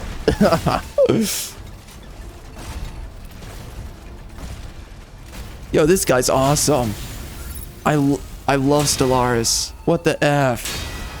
Son? Target required. Oh. I'm tethering myself. I don't know what that does. Maybe they can't run from me when I do. I don't like it when they run. Enemy Yeah. down. Oh wait. Give me that. No. Give me. No. Screw you. Warning. Enemy secured key. Intercept now.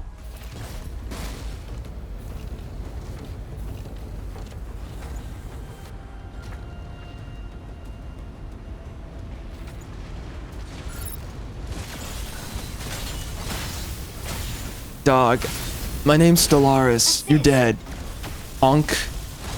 Wait. Can I? Whatever. We don't have a healer. That's Ready tragic. to provide aerial cover. Wonder where that sniper is. What? Oh, he's queering up there. Got it, dog. Oh, wow. He's really got something going on here. Where, Warning. oh, get over here. Sky Raider here. The sky Oh. is ours. Come on. Oh man, this guy is so annoying because he can easily run from you.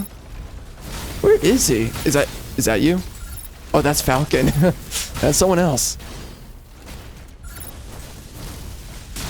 Uh-huh. Oh no. Wait. Over here. Please.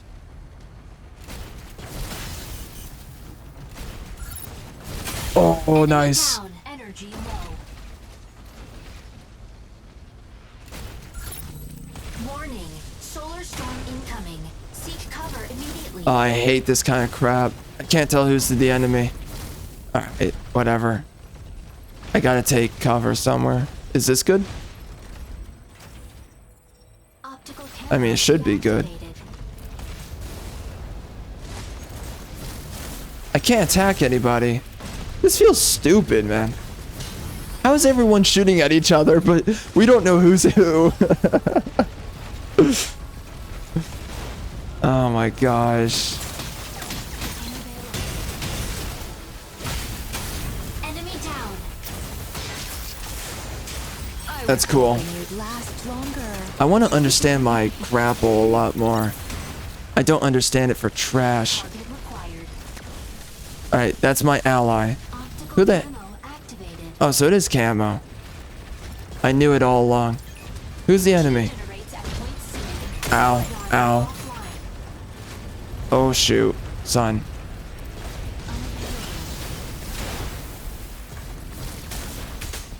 Bro, man, those storms are annoying. Enemy secured key. Intercept Uh-oh. now. Solar storm subsided. It's looking bad for me. Battle ends in 180 seconds. Aquila, ready to provide aerial cover.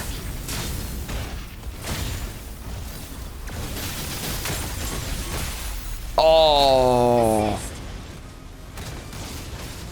rude. Initiating ejection sequence. Nice press. Solar storm subsided in 180 seconds.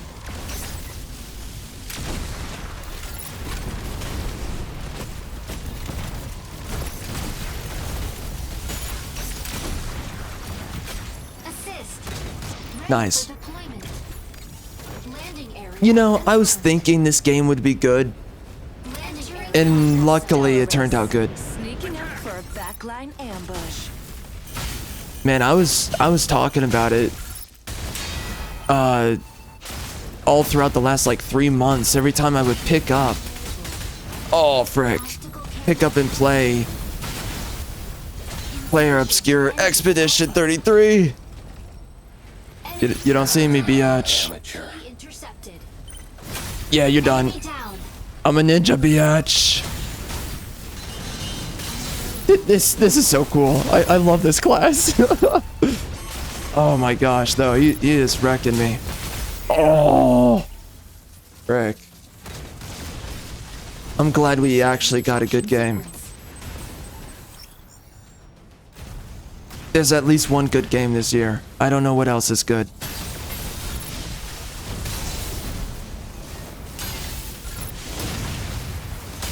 Yeah, he wrecked me. Ow. Enemy down. Ready for deployment. Bushido versus Striker landing Shinobi. area. Switching to boarding mode. Bushido Gods. Entering combat zone. Stellaris, sneaking up for a backline ambush. I love this voice actress. Every time. Just marry me. Oh, this guy's... Nah, son. That's not good. I need to use my X ability. And my grapple?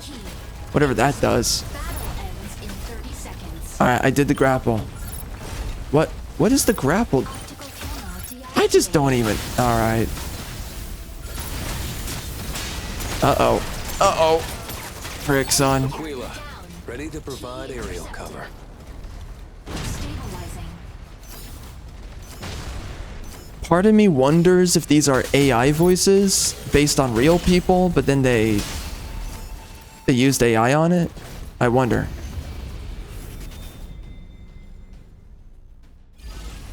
Victory.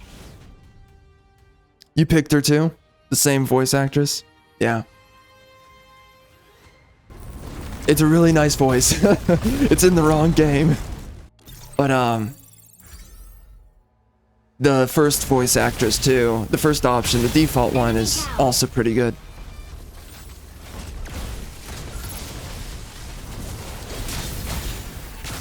It is funny though, because I think I can tell that everyone selected the same 3 voices.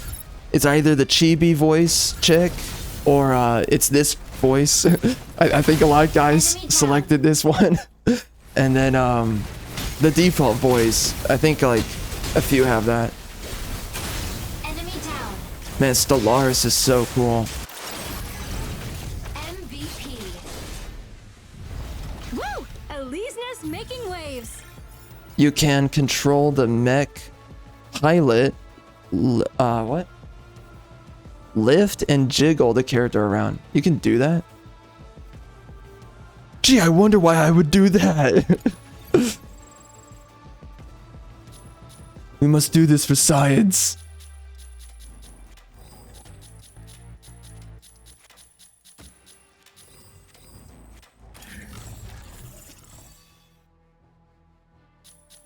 Oh yeah, there's the Ace Arena.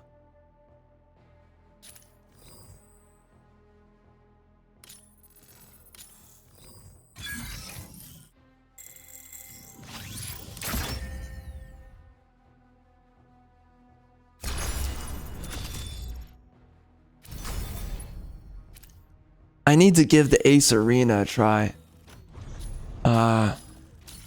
Honestly, I'm just gonna do it right now.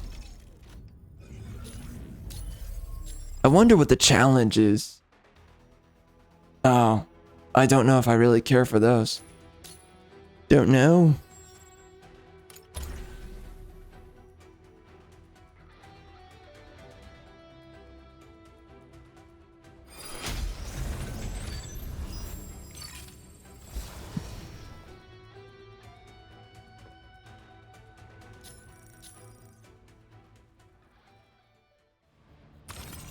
Falcon, ready to strike. Pilot proceeding on board.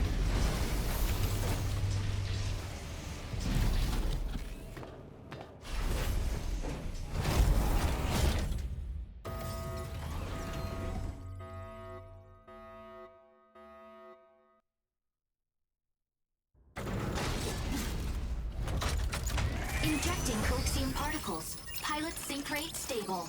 Mind bridge initiated.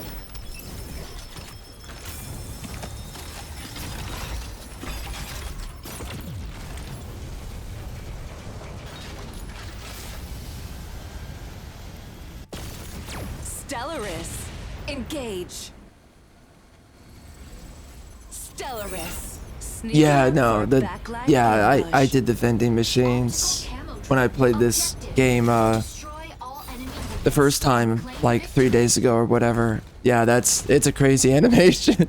fire from I remember saying, I was like, wow, it should be illegal that a woman drinks out of a vending machine like that.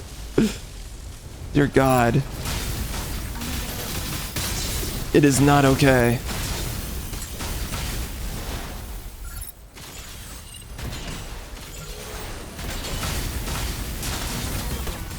Man, this guy does not care. Wow, dude. Holy. Getting destroyed. Uh-oh. insufficient engine output. I don't know how I'm doing that. Oh, man, cannot operate. Okay, whatever. Droid armor offline.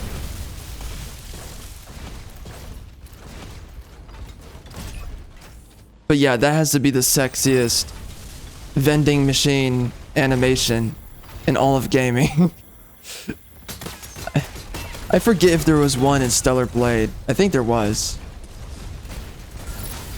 I guess they were inspired by that.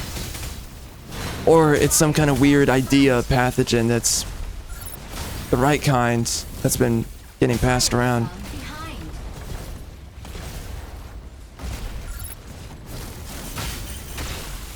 Oh my. Energy low. Do we have a healer? Stabilize. Please. I'm desperate. It's so nice that I can just go camo. Oh, you're going down.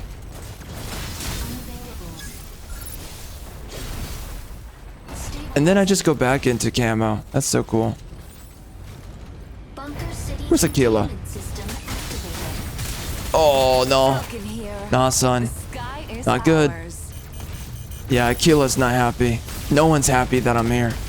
Nobody likes me. Optical camo activated.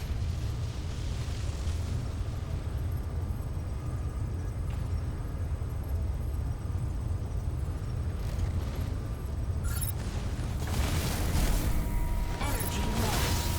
Optical camo deactivated. Wait, can I pull him down? I need to actually look up what that ability does.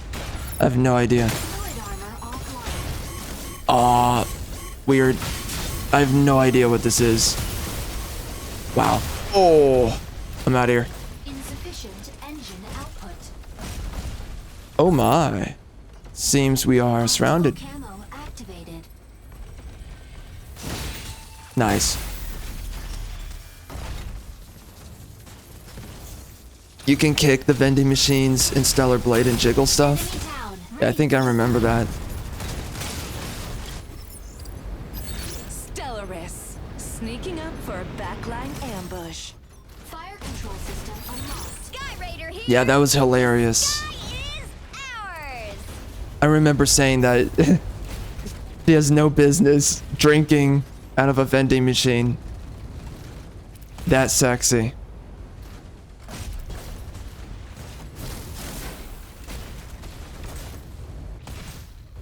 What in the world? Wow. Oh.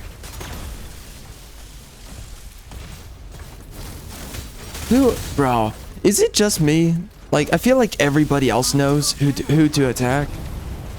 And I don't. Alright. Caution. Casualties exceed 50%. Oh my. Optical camo deactivated. Oh, come on. The sky is ours. Tracking on a target's pretty tough. Oh, shoot. Where is he? Left. Yep. Nope. Close. Close. Sky Raider Bunker here. city containment system deactivated. Uh-oh. Uh-oh. Oh, wow. Dude, these guys hate me. Enemy down. Ready for deployment. Yeah, I've used the showers more than like 15 times in this game. Fire control system unlocked. Our forces I've been are begging throughout the entire history of this channel for more shower scenes and pool scenes, you know, from like from The Witcher unavailable. with Triss. We need more stuff like that. And we finally got one game recently to do something like that.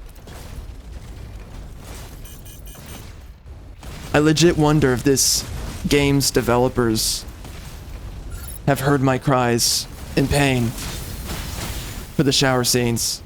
I cannot imagine any other reason why, because nobody else really asks. Or nobody begs religiously like I do for the shower scenes. Assist. Nobody.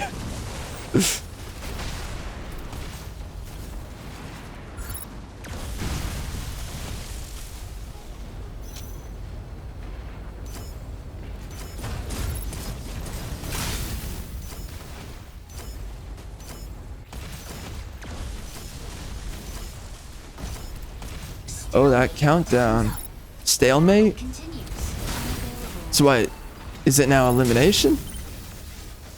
I don't know. Oh dear. Oh.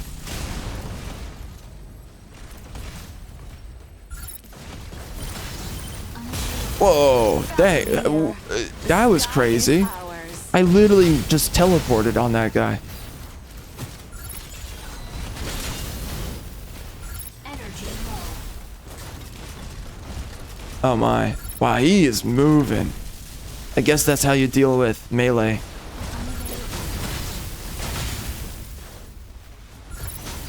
Energy low. Sometimes I feel like I should be on PC. Just sometimes.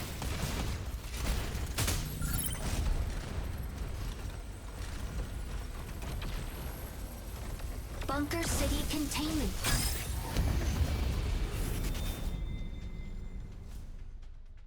Yeah, and after using the shower about 15 times, I was like, okay, great. We got this in a game, finally. Now we just need a sex scene. Please. Kidding, not kidding.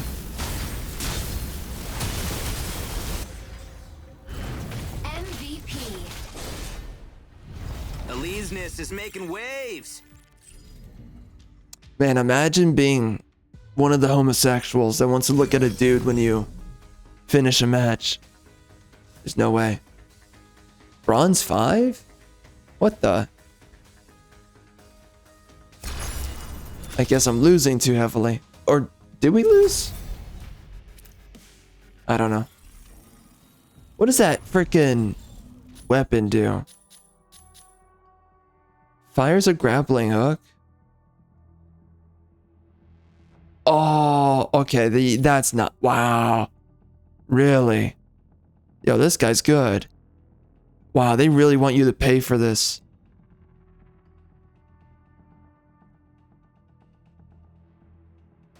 We need dance emotes? Like what?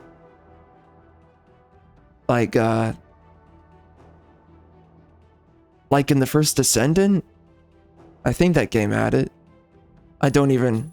It had something like that.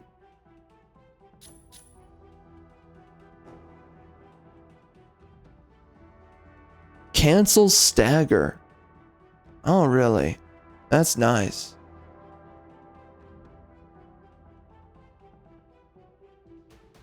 Okay, cool. And then sword drone.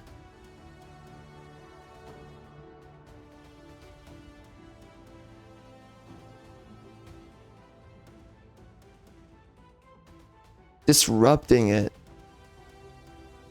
Interesting.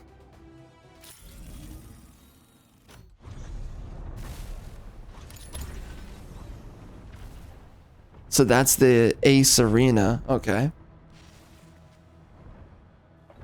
It's kind of interesting. It's a little bit more of a fast-paced game mode.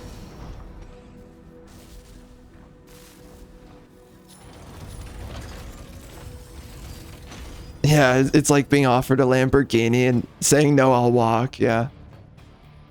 I mean, like, seriously. It's like I could be looking at a busty chick every time I enter my mech. Oh, did this guy pick... Wait, can I do Stellaris? Where you at? Yeah, there we go. Yeah, I could be looking at a busty chick every time I enter my mech, and every time I die, right? You see the insane jiggle physics. Or you could be a dude.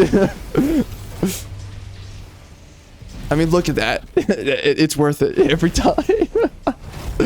Dear God, man. Jeez. Yeah, I know. It makes it worth it. Yeah, it's a genuine question in my mind. Like, are these guys homosexuals? Legit.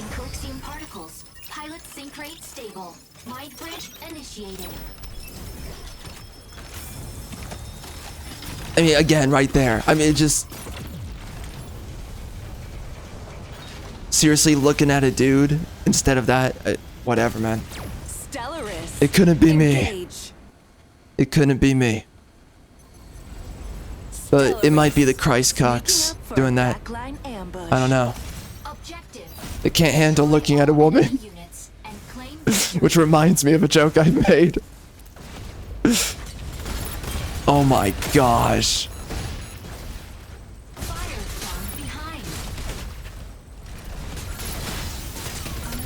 Yo, this guy needs to chill. Oh. Yo, let me hook you. Biatch. I don't know how to hook. Trying.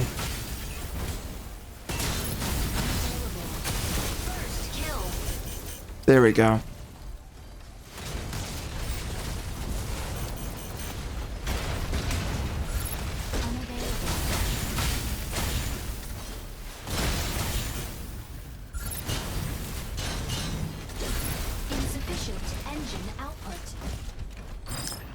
That's rough. Do we have a healer? Nope. I feel like someone's hunting me down. I really like the maps in this game.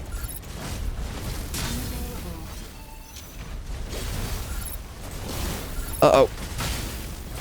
Wait. I need to hook that homosexual. Oh my god, goodness. Allow me. Just let me have this. Dude, these guys... Is this the counter to melee? You just jump endlessly? Goodness. Optical camo activated.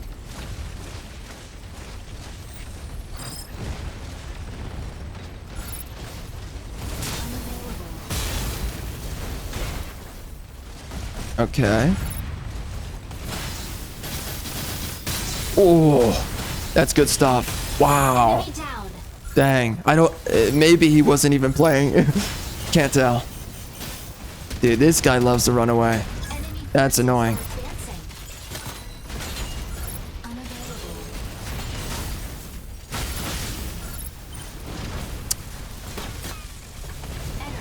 Uh-oh. Uh-oh. I think I was disrupted there.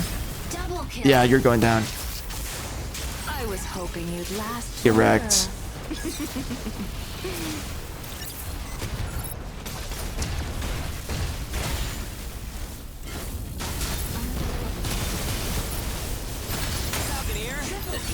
What's up, Strappy? It seems like you're here.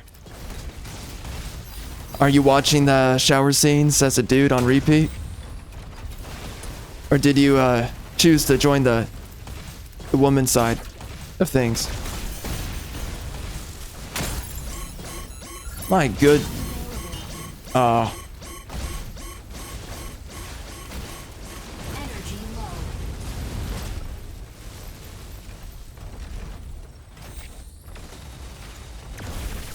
Optical camo deactivated.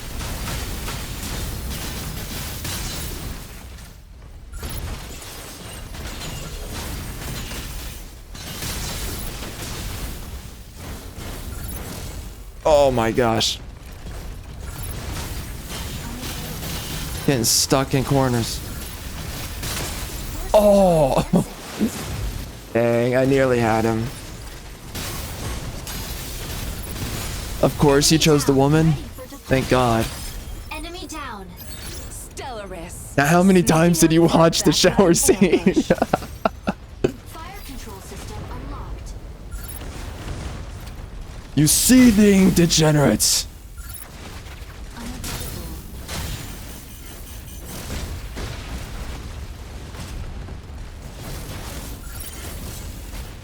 Energy low. Man. Victory. Yeah, Stellaris feels super good.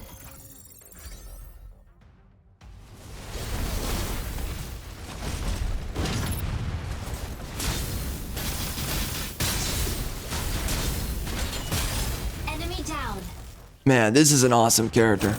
MVP. Or well, Gundam mech thing. Stellaris saves Yep. the day. Yeah, imagine looking at the MVP and it's an effing dude. Nah, that's worth it right there. 10 out of 10 would motorboat again. Absolutely amazing. It's great. What a good game. Look at these freaking homosexuals. All of these dudes want to look at a freaking guy. Oh my god. It's rough out here. Yo, I need to put a freaking hijab on my female though. Gotta keep her safe from these dudes. Oh my gosh.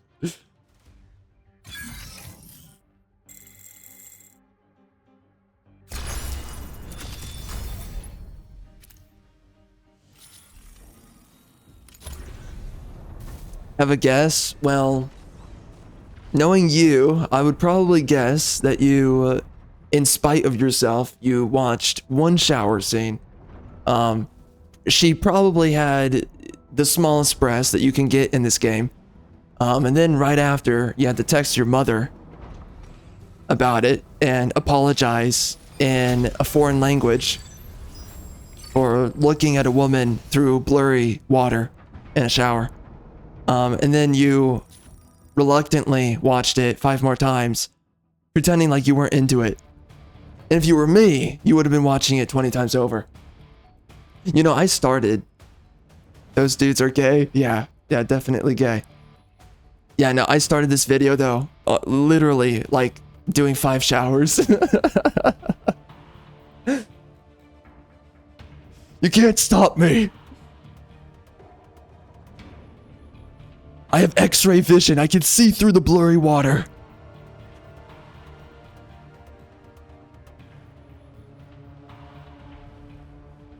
My love surpasses physics. Stellaris. Ready to strike. Inferno. Ready to strike. Elise pilot proceeding on board. But how many times was it, Strappy? Was it like 20?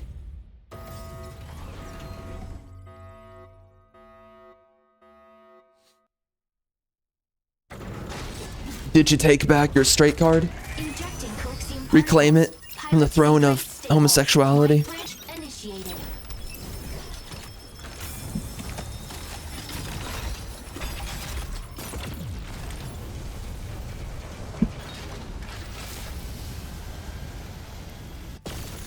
Stellaris. The only reason I can see anybody playing, oh my god.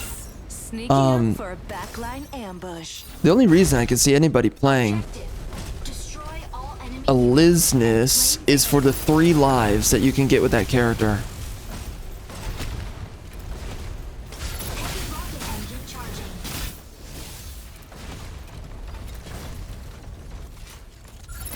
Optical camo activated. Unavailable.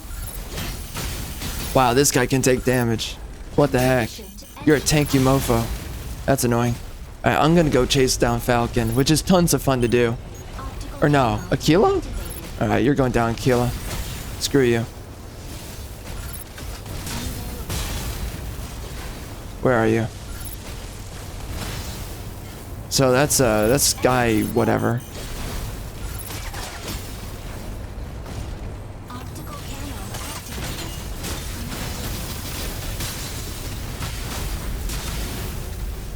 Insufficient engine output. The damage burst on this guy is amazing. Heavy rocket engine charging. Assist. Alright. Oh shoot. He went away. Alizes, hitting the front line.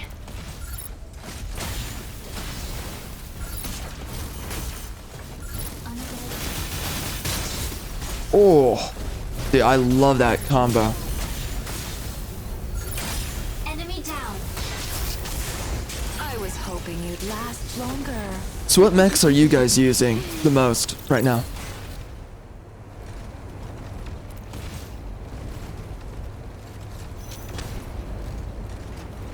Wow.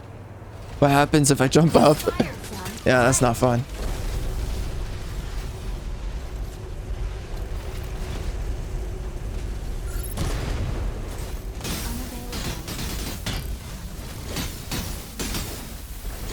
Heavy rocket engine charging.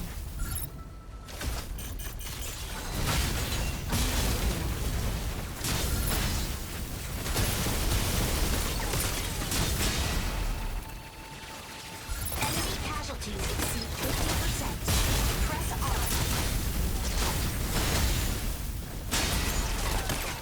Uh-oh. Optical camo activated. Our forces are advancing. Insufficient engine output. Insufficient engine output. Optical camo deactivated. Trying to figure out how I'm using some of these Enemy attacks. down. And that guy's a freaking bullet sponge. Where's Aquila? Oh, what is Falcon doing up here, huh? The sky is ours. Homeboy is chilling. Heavy rocket engine charging. Whoa. Sniper's gonna snipe. Optical camo activated. Tricera wants some. How do you know I'm here? Hot chicks. You're playing as hot chicks or Double kill. Ready for deployment. something. Oh, you can switch character. I did not know. Sneaking up for a You can actually backline switch your ambush. mech. I like that.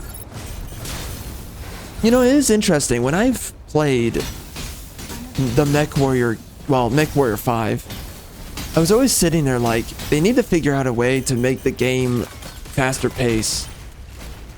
I don't really want to fight Tricera. They need to figure out a way to just speed up the combat just a little bit.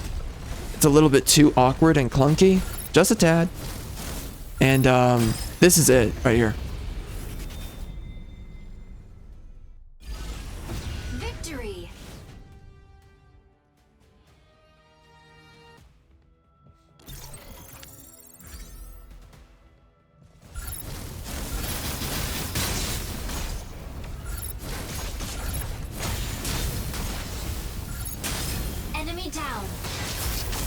Stellaris is so awesome. Useless to run when Falcon has eyes on you. See, I don't know why anybody wears this outfit because it literally just covers the chick's breasts. Like, all I'm seeing is just armor. Is that worth it? No. Oh, well, that's funny. I have no idea what you were correcting. Where was it? Not sure. So what mechs are you guys using though?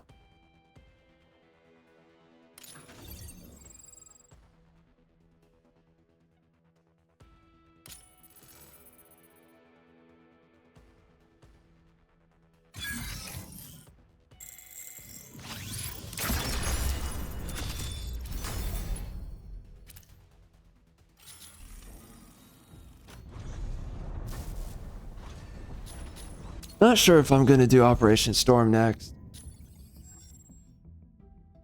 With Stellaris. I think I actually want to try out the other. I think we go in here, right? Where did I go?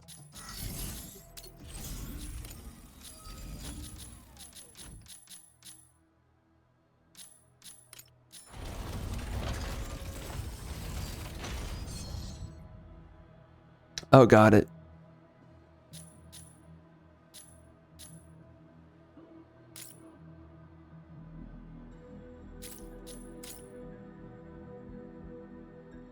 Try and training?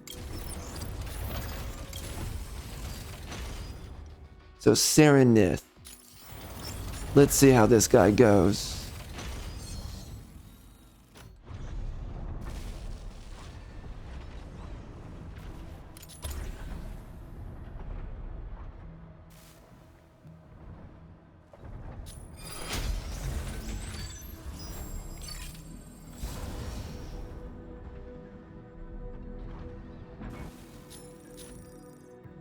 Yo, what is with these dudes actually selecting dudes? What in the world? Is there like a higher percentage of homosexuals that play Ace Arena? I keep noticing these guys utilizing male pilots. Who in their right mind would do this to themselves?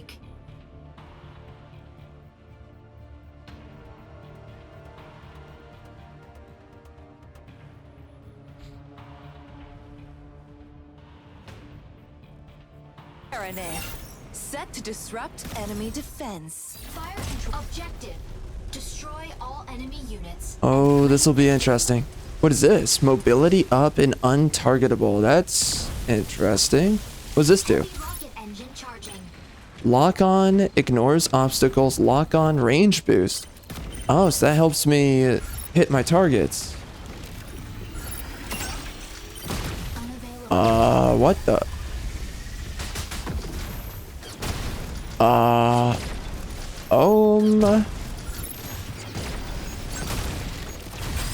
Okay, I don't know what my first attack does. Let's see, what does this do at full charge?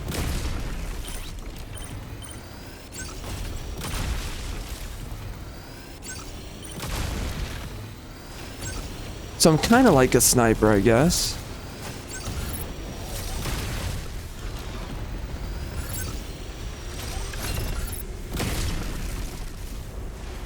How does this work? Okay, I'm charging this. Oh, it's a mortar.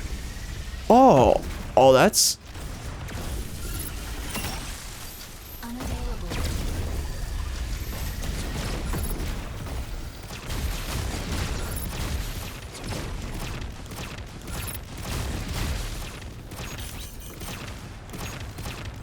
Oh, awkward.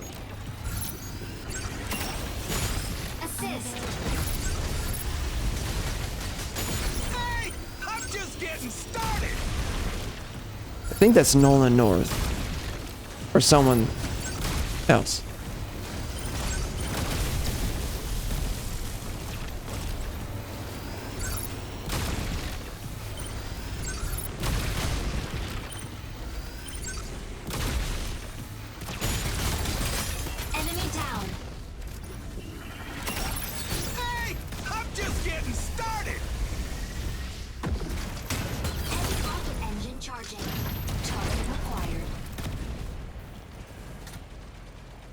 What's my left bumper? I don't know.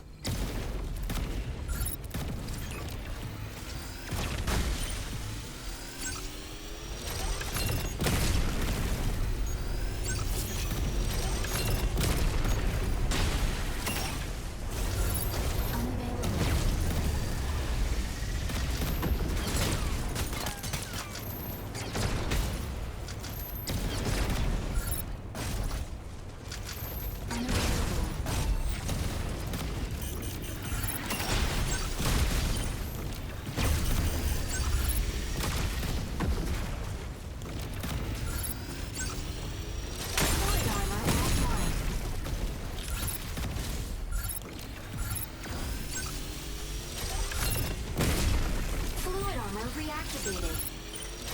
Heavy rocket engine charging. Meet me here.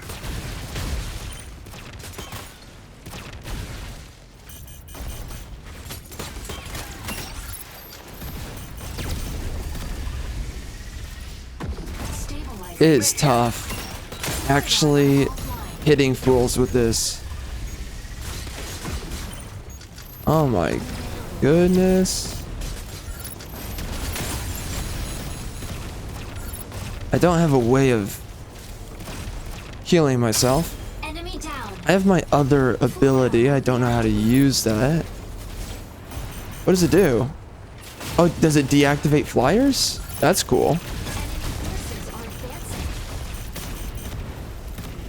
advancing. So it seems like this guy's more of a disruptor because my main attack, so my secondary attack here is more of a snipe. Rocket engine charging. It's kind of like a lesser snipe compared to actual snipers. My first attack is an airstrike that I can use on Gundams like Tricera or Stego.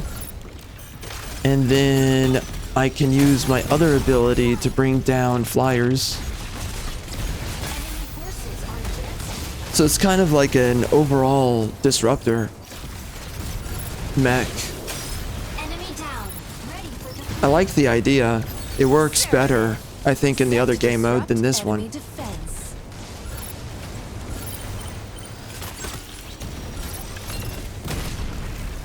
Oh. Get wrecked. Welcome. Ooh, ready to pick off some Enemy down. stragglers.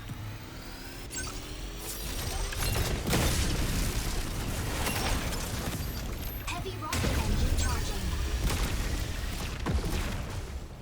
Interesting.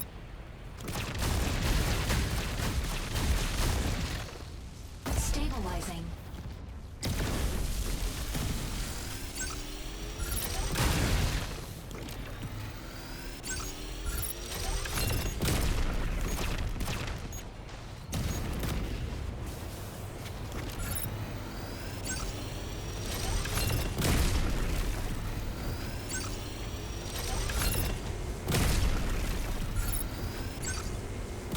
Oh, whoop. There we go. Down.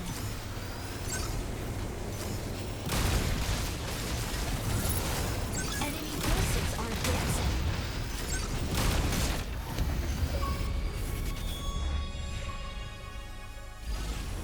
Victory. Yeah, I wonder how good that is against Stego and Tricera.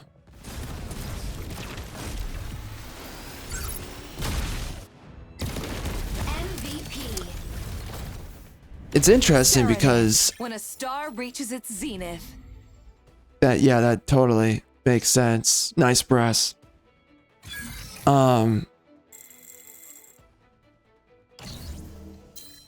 Yeah, I'd like to try that out with a team that has Stego and Tricera on it.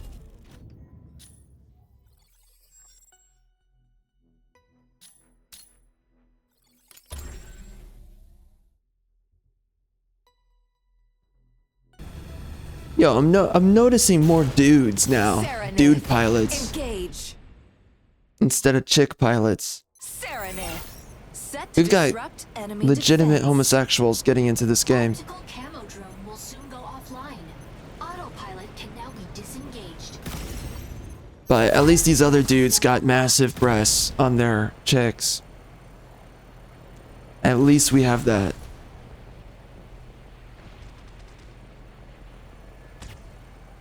Node A activates in 10 seconds. Alright, so we got in a lensness. Oh, Node A there we go. sees immediately. We got a falcon. Fire from front. Oh my. Yeah, he's doing his transformation.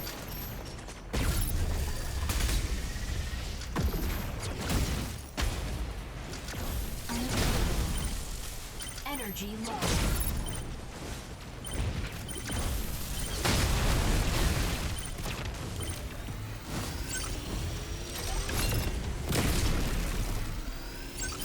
Falcon here. The sky is ours. Node A captured by enemy. Assist.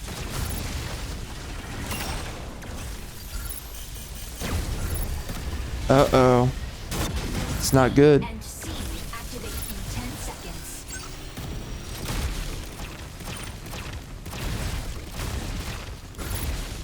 Nodes B and C activated. Seize all nodes immediately. Uh-oh. Target required. I think I can... Did it work? I can try to bring him down, Captured by enemy. right? B Why is it not captured by working? enemy. Enemy down. Whatever. Stabilizing.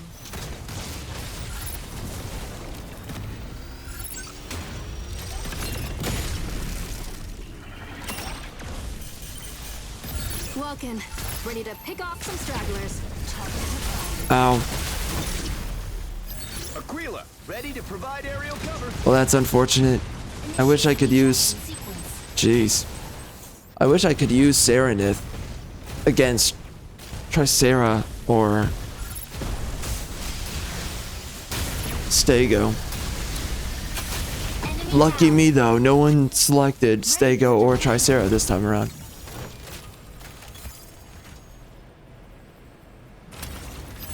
Serenith. Set to disrupt enemy defense. Fire control system unlocked. Node C captured by enemy. Falcon here. The sky is ours. Node A captured.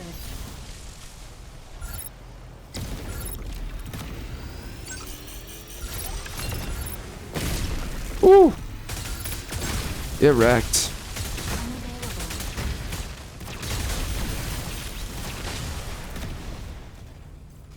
Destroyed.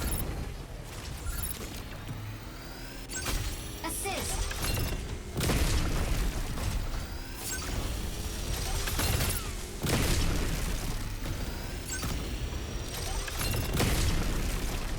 Dang, he got wrecked. Why can we destroy those?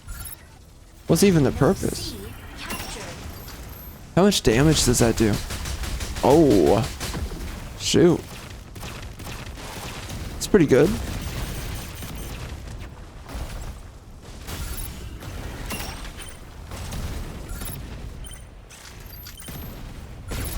We got Inferno.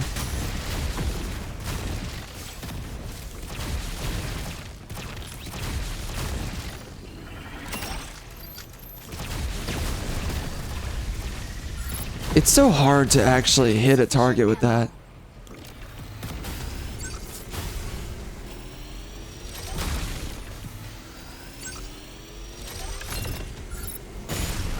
Weapon not ready.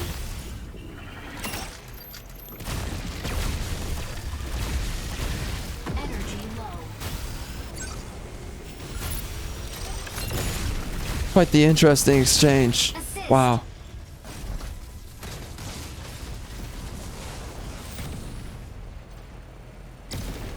Node B captured.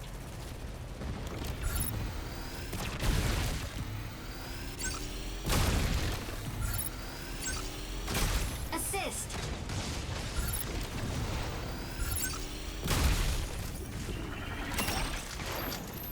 It's just sitting there, man. And of course that misses. Like, man, that ability just cannot land.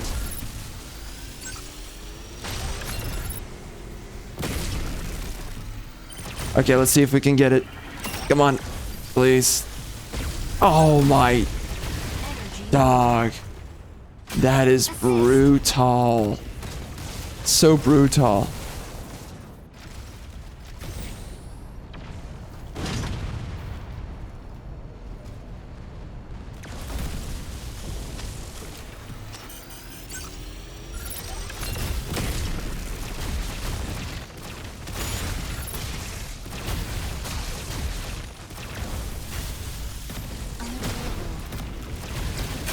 Nice.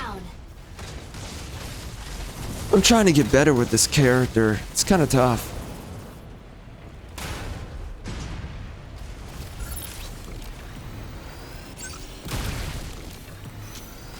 Assist.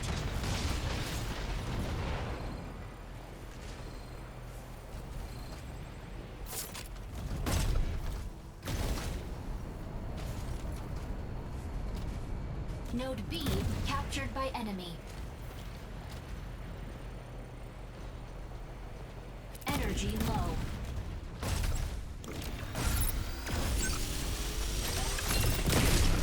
Wow, that guy is just taking it. Assist. It's crazy.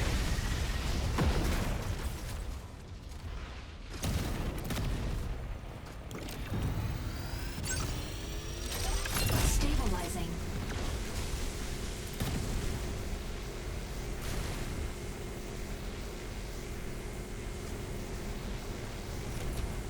Where are these fools?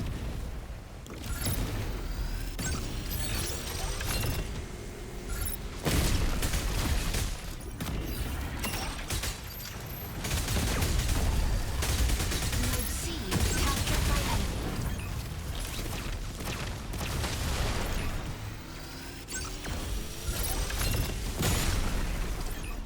Long range invasion.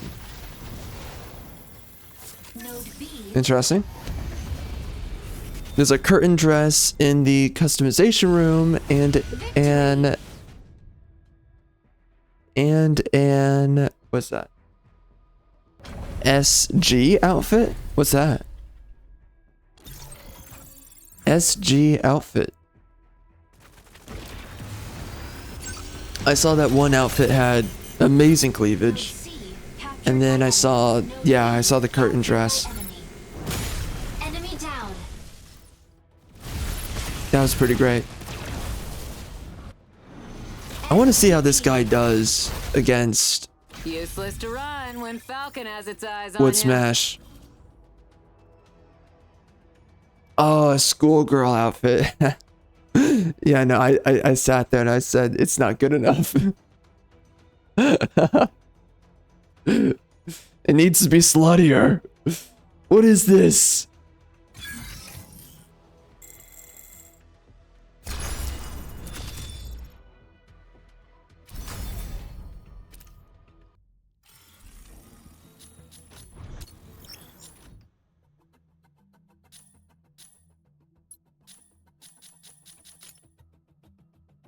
I do not understand the auctions.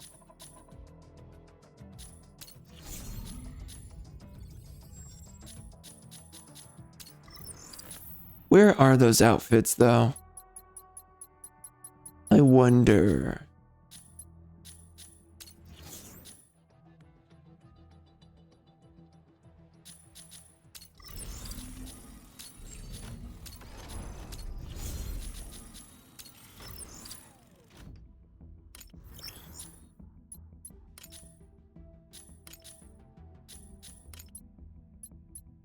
Oh, there we go. Oh, wow. Dear God, man. Jeez. Is that from... Is this supposed to be Code Vein or something? I don't know. Nice press. Yeah, this looks terrible. They need to make sluttier outfits. Yeah, see, it's just... Where's the cleavage? Nah.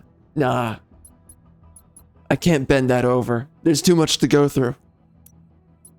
She's too guarded up. But yeah, this one's pretty amazing. Dear God, man. You know, when I was playing First Descendant last year during the summer, they didn't have jiggle physics, and now they do. Yeah, that's brutal for me, but the jiggle physics are amazing in the First Descendant.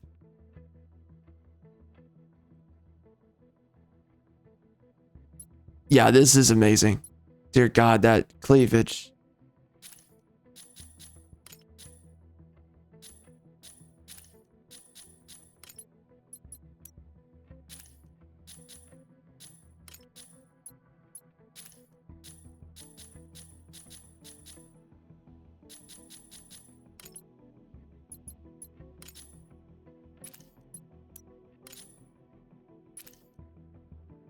That costs a lot. What the heck?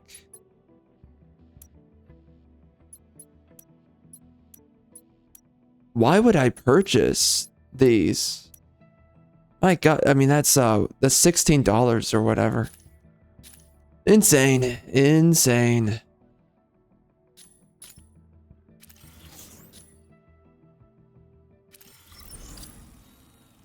They really want money. Anything for it.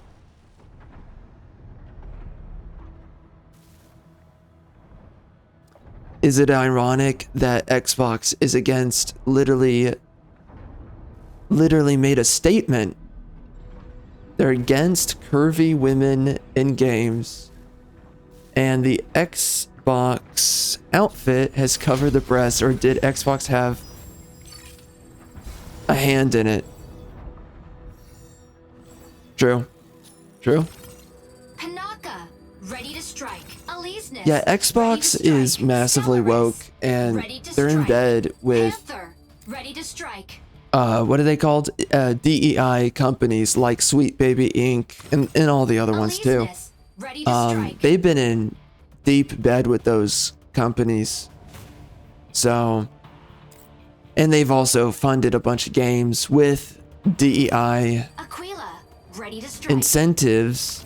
Also being partnered Ready with to strike. Sweet Baby Inc. And that's on a lot of titles that they've done that with.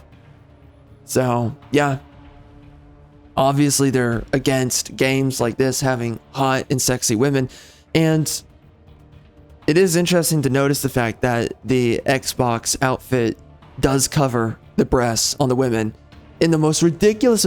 I mean, actually look at the outfit, right? It's like, why the heck is there this weird piece of metal where the breasts are? They don't cover the butt, which is interesting, but yeah, I guess they do not like busty women specifically, but feminists, right? It's interesting because they've done experiments on this, but you know, and also outside of experiments, if you show women a woman with large breasts, they get angry, Capture and defend the 3 data nodes. which is interesting. They're key to controlling the facility. Make sure to capture them before the enemy. So I don't know how many feminists work on the team at Xbox. I mean, obviously more now than in the past, but yeah, they definitely intentionally went out of their way to cover up the breasts with their outfit, which I don't know why anybody is going to use that outfit. I mean, again, like, I mean, that's another homosexual tale right there. It's like, you make a sexy female and then you cover up the breasts. I mean, that's definitely a homosexual playing that character. Activates in 10 seconds. You either play a dude or you cover the breasts. It's one or the other. Node A activated. Seize immediately.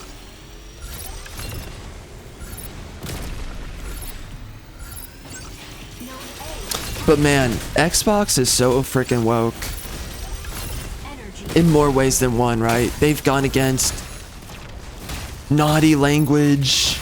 Oh man, I'm getting wrecked. They went against naughty language, right? In Initiating each party chats. which I'm not even an active partaker in that, but you know, I've had friends who were, and they would go. It's so funny, man. I had this one friend that would just go. Basically, in Call of Duty lobbies, it would just be a race war every time he got in there. It was hilarious. And I sat in on like 1 or 2 of those lobbies, and it was funny. But yeah, I mean they went against that pretty heavily, which is just lame and gay. And then they always try to tell you on the dashboard screen. For a while, they were like, "Oh, you need to be gay or you need to be Black Lives Matter." And if it's not those, then they tell you that they try to preach to you the platinum rule, which is treat other people the way that they want to be treated, which is so retarded. And I actually have a video on this channel about how retarded that is. And I seethe pretty heavily in that video. But yeah, I don't like them telling me how I need to treat other people. But it's funny, right? Because it's like, oh, so treat other people how they want to be treated. So, right, I should treat an EBT minority that I should be, what, giving them a bunch of free money? Or what about you, Xbox? How about you start giving a bunch of minorities money? I mean, how about you give me money? I mean, I want to be treated differently.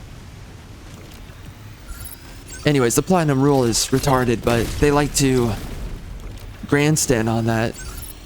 But it's really not the biggest of the issues with Xbox. It's one of them, but they're just a massively gay and lame company. Outside of all their blatant wokeness. I'm never killing that guy underwater. Wait, is that Trice? Oh, that's Trice. Oh, brah, you're going down. I'm wrecking you. Oh, he's moving. What a freaking homo. Oh, and then I also have videos on my channel covering the fact that because I made fun of wokies, and I was doing it in a really tame way, by the way, but because I was making fun of wokies, because I was making fun of wokies, Xbox literally removed my ability to leave reviews on the platform. So I can't leave reviews anymore, and I'm not gonna waste my time trying to appeal their decision, which is just retarded. But basically what happened is that some freaking leftist tranny got their feelings hurt by me, and like I made super tame jokes. You can go see the video, it's on the channel. And I think it's in the gaming topic videos, but anyways, yeah, they deleted my ability to leave reviews, and I just sat there like, whatever, man. I mean, screw you, Xbox. Literally removing my ability to express myself as a customer. And more specifically, right, they don't delete. And I've tried reporting leftists who are making fun of right-wingers, and they don't delete those people. And they've sent me back emails telling me that there's no issue with the leftists who are making fun of right-wingers, calling right-wingers names. So I can't call leftists names and make fun of them. And again, I did it in super tame ways too. I could have gone even heavier, and I didn't. But, you know, if they decide to make fun of right-wingers, that's okay. So, Xbox is absolutely a propaganda platform. If you're on this platform, you're just supposed to agree with their politics. And if you leave a review, you're supposed to speak and think like either a centrist or a leftist. You're not allowed to actually have your own state of mind. You're not allowed to have your own thoughts, ideas, or beliefs. And they enforce it in that way. You got what you deserve.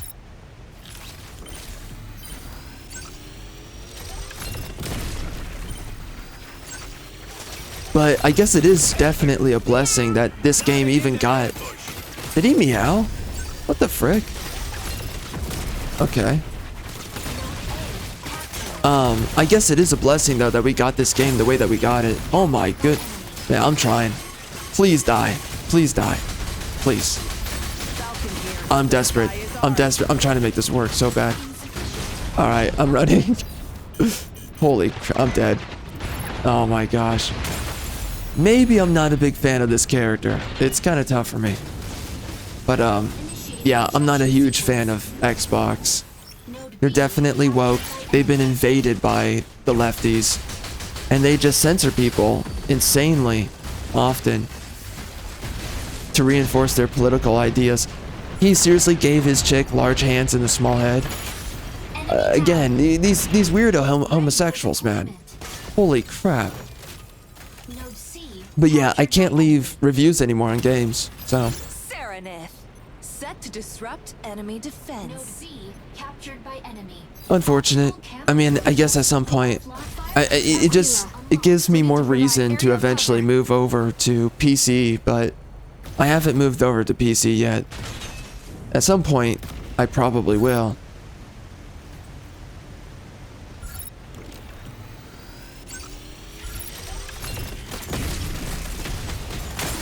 Oh my, yo. Okay, honestly, this mech feels insanely weak. I barely have armor. The sky is Doing damage takes too long. Nice breasts. There's so many other Gundams that can just do so much more damage. Cults don't like jokes. It encourages individual thoughts. Yeah, I've actually spoken about this in the past on the channel. I forget what video it was. I went for a long time talking about it though. I spoke about the function of humor.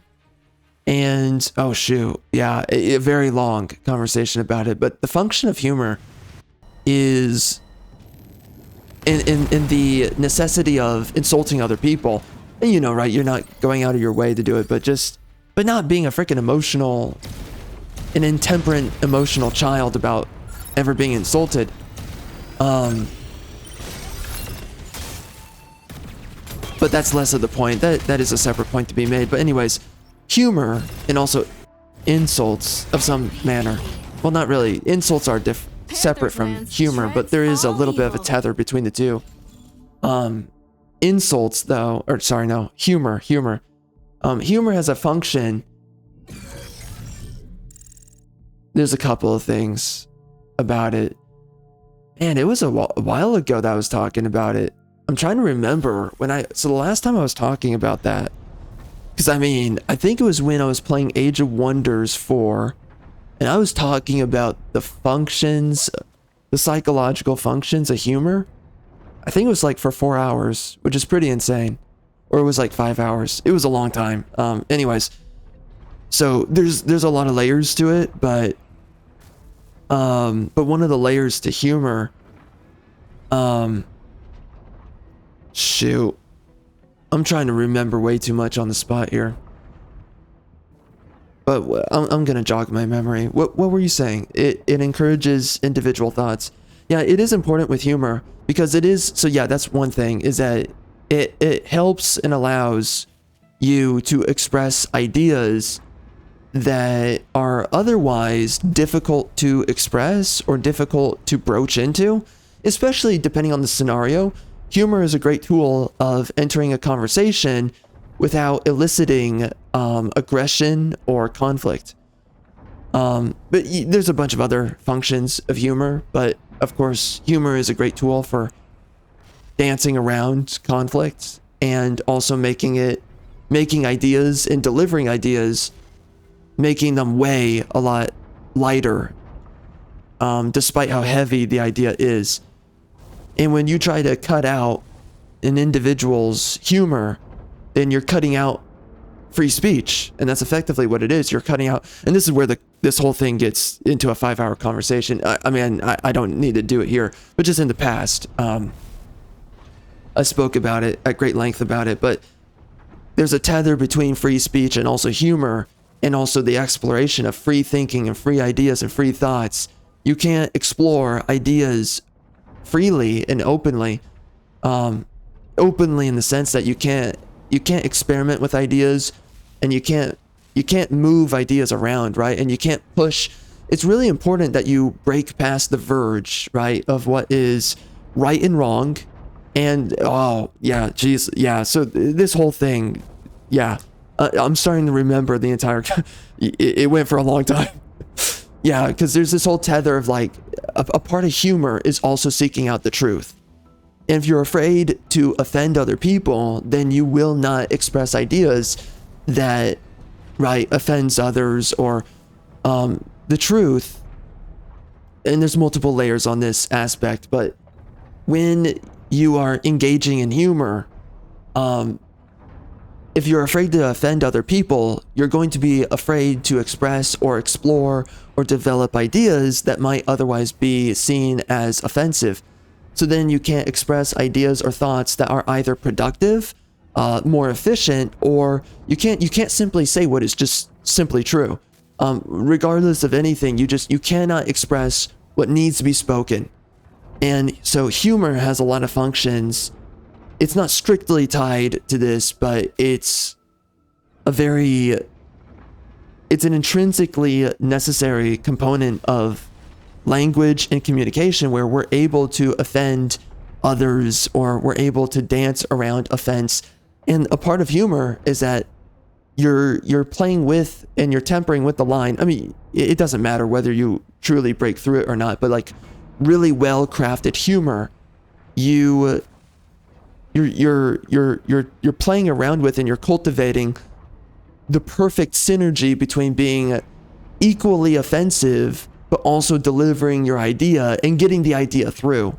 And so humor is really good for also delivering ideas without getting someone to shut down the conversation immediately. So it's also an interesting tool.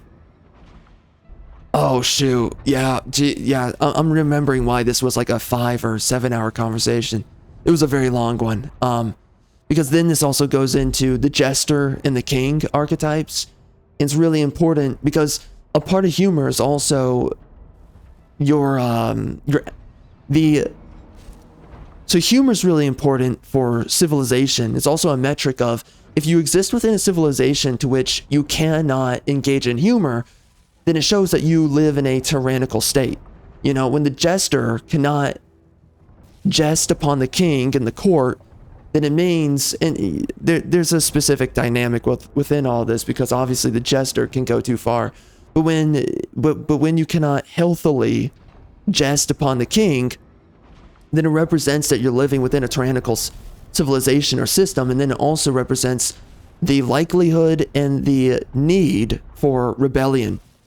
The jester, if you cut the jester's tongue, right, you're in a position where it's likely that, because within the king's court, man, dude, holy crap. It is, oh man, I'm trying to remember which playthrough I had because it was such a long conversation that I had. It's crazy for me to be remembering that whole conversation on the spot here because it's just been such a long time that I was talking about that. But that was a really good conversation that I was having back then. But anyways, the whole thing with the jester and the court. But humor is a part of free speech and free thinking and free thoughts. And if you're not able to express ideas that are otherwise maybe offensive, or right, they're not offensive ideas, but to those of power and those who wield power against you, humor is offensive to them. Or, you know, just free thoughts and free thinking, and humor is the next step. If you cannot express your ideas bluntly and directly, then it means that you have to relegate yourself to humor. But if you can't do humor, then obviously you're in a tyrannical state, most likely. And that is the predecessor to a necessary rebellion. And so humor has a really interesting function psychologically, where it's a great metric and a gauge test on where you're at within the psychological makeup of your time era. And if you cannot engage in humor, then you're finding yourself in a time where freedom of speech is likely being trampled, where if there are problems happening around you and other people, right, your civilization, your people, if there are problems arising in the village, the city, the town, the kingdom, you can't do anything about it. And when any small thing offends the king, then there's no ability than to fix the problem. And eventually you're walking into a civilization that's going to fall apart, and there's going to be a likely anarchy of some kind, or just a very bloody, violent revolution. So humor has a really interesting role where if you cannot actively engage in humor, that's a great signal to yourself and a lot of other people that free thinking is being actively stifled, but also that because and then there's another layer to all this where humor, free thought, and there's a lot of layers to this, but a part of it also leads into innovation, which means you can't explore ideas, right, that will push your civilization forward and also in a more prosperous direction. Because if you're too afraid to express thoughts and ideas, right, then you can't actively test ideas. And the whole thing with humor is that we're actively engaging with what goes too far and what isn't far enough, right? When you're on that line, when you're saying something that is hilarious, it's typically because you went just far enough that the idea stings that you're expressing or whatnot. You're saying something that cannot be said, but you're saying it in just right of a manner that you could get away with saying it. And that's what makes it funny, is that you said something that you typically can't get away with saying, but because you smithed your words together in such a manner, you're able to get away with saying what you just said or the idea that you just expressed. And so humor is so interesting because, you know, you can be lazy with humor and you can be stupid with it and really not deliver any ideas at all. But there is such an artistry with humor where if you dance and you maneuver with humor and ultimately language, you know, with your linguistics effectively enough, you can deliver ideas without bringing up defenses. It doesn't always matter, but like, you know, situationally, maybe it matters. Or without inviting hostility. And maybe you can even get away with getting someone to actually register with your ideas when previously they wouldn't. So, you know, and this kind of tethers back to everything, right, with Xbox, where obviously, I mean, they silenced me for jokes. And they were tame jokes, which, I mean, again, it just reveals, you know, it's so important not to kiss the ring of the king. And every hero is typically the man that has to refuse kissing the ring of the king. And it's so interesting because, right, there's this whole archetypal balance between the jester, the king, and the hero, right? And the jester is typically the predecessor to the hero. And if the jester is executed for just expressing, right, ideas within the paraframe of jest, within the paraframe of humor, then it shows the necessity for a hero, right? It shows the necessity for someone to rise up against a genuine problem or disease, whatever it is. It's something that needs to be solved, and there is an active force telling you that you can't solve or deliver a sort of justice against an issue. It looks different across history, right? There's been so many different circumstances, and there's some interesting case studies throughout history that's happened on that note. Actually, in The Prince by Machiavelli, he talks about some stuff regarding that, and it's very interesting just thinking about that kind of topic matter. But, you know, that's a whole other conversation there. But anyways, yeah, humor is super important. And again, it was even, but what's really interesting is that relationship between the jester, the king, and the hero. And the fact that the jester is so important because the jester, it's not always this way, right? But, oh man. And then this gets into the different archetypes of jesters, because you got the Joker jester, right? Joker and Batman, but you also have the jester in the King's Court. You have a lot of interesting archetypes amongst the jester, but the jester is a great predecessor anyways of the hero. And it's kind of the the birth of the hero, is when the jester is slain or the jester is executed. And right now today, that's really effectively, that's where we find ourselves with Xbox. And, you know, people like to act like it's not a big deal at times, but when your voice is being stripped from you and you can't say the truth, right? You can't say whether or not a game is woke. You can't make fun of leftists, and especially when they're making fun of you. If you go into, and I've done a lot of videos covering this, if you look at these, and you can look at my videos to see it, if you look at these reviews that leftists leave, they're always talking down to and denigrating right-wingers, and they are allowed to completely get away with it. And then if you say anything towards them, you immediately get censored and silenced, like I did. And there's a bunch of other dudes, like I've seen on other games where you have guys calling out the wokeness, and then I look like 1 day, 2 days later at the reviews, and those reviews are gone. And then on top of that is also the active shadow banning that goes on. Some of these reviews, they just don't get shown to most people. So you'll notice that they don't have likes or dislikes in the Xbox reviews, and you have to sift through it heavily to actually find some people's reviews. And it's typically the guys calling out the wokeness that they get shadow banned in there. And again, it's just another way of slaying the jester. It's not really the jester in that, but it's a part of slaying the jester, is that you're not allowing free thinking. You're enforcing the echo chamber. And when people are when you're looking to buy a game and you're not being allowed by the moderators, we shouldn't even have moderators, but it's so lame and gay.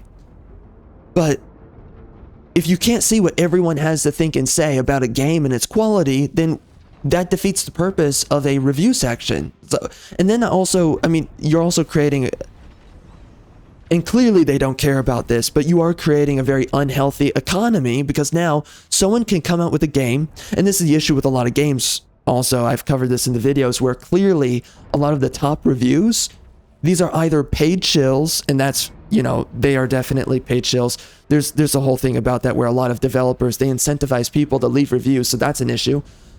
But a lot of these other reviews are also bots. So we have bots and we have paid shills, and they're getting the reviews to the top. So now you're incentivizing people to buy products with false or faulty information, right? Incorrect information. People will tell you, oh, the game's not woke, but it is woke. They'll tell you that this is the best game that's come out this year, and everybody forgets about it 1 week later, right? A bunch of people said that the Indiana Jones game was the best game of 2024. Indiana Jones and the Great Circle. That game was utter trash. I had such a huge rant for that game, such utter garbage. But anyways, that game came out and everybody forgot about it. They try to shill it super hard, but this is the issue, is that you're incentivizing an echo chamber where people are not able to express their full thoughts. And it does matter whether or not something's woke. And of course, the Indiana Jones game was absolutely woke. And it hurt the story, it hurt the characters, it destroyed Indiana's character. The freaking ending is insulting to Indiana. The fact that he's longing after the feminist journalists. Anyways, that's so ridiculous that that was a part of the game. But anyways, right, you can't express your ideas and you can't say whether or not a game is trash, or else you get removed, censored, banned, shadow banned, whatever. And the next step, though, if you're getting silenced, is you utilize humor, or to punch back at, right, another part of humor, right, is leveraging off of conflict and getting your ideas and thoughts, your language through without fully inviting conflict or physical engagements or whatever. Throughout history, this is the case. So when you have people making fun of you, right, and that's what they do in these review sections, it's just a bunch of leftists in their echo chamber making fun of right-wingers. If you try to make fun of them back, you get silenced. So they're just allowed to completely have at it and trash on you. You don't have a voice. You can't say whether or not the game is woke. You can't punch back when they punch at you. I mean, that is the fundamental archetypal state of tyranny. Whether or not people want to believe that or not, right? Specifically leftists, they want to think that they're not the tyrants doing that, but they are. and you invite a lot of desire to rebel once you do something like that. And specifically for Xbox, they're just going to fail as a company. And I don't know if they care, but they're just going to pull away more and more people from their consoles and from their marketplace, which makes them retards for doing that, right? I mean, for myself personally, ever since all this has happened, now I don't care to have an Xbox. Screw you, Xbox. And I would rather spend my money with, you know, someone else than Xbox. And that's they've been making that gradual decision. But anyways, what did you say?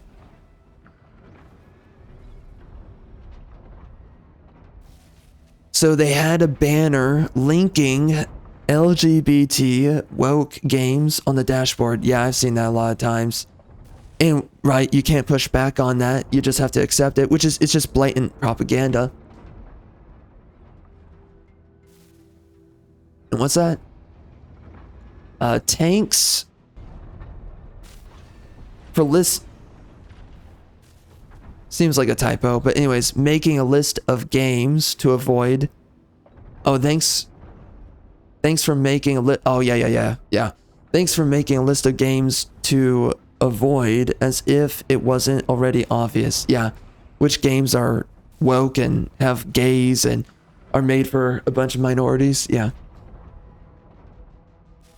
Yeah, it's always funny whenever they do that. Again, it's blatant propaganda and them trying to shovel stuff down your throat that you don't want. It's just... It's so anti-consumer, anti-customer. The fact... It's so disrespectful to think that this is what we want, is to be preached at and told that we have to get on board with your social movement, which we fully disagree with.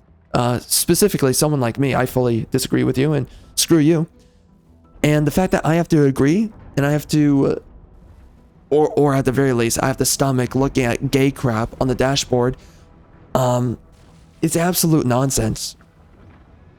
And there's a whole bunch of other issues with that. I mean, like, it's deeply offensive to Christians, and we're gonna sit here and act like it's much more worthwhile to offend Christians than it is to offend gays.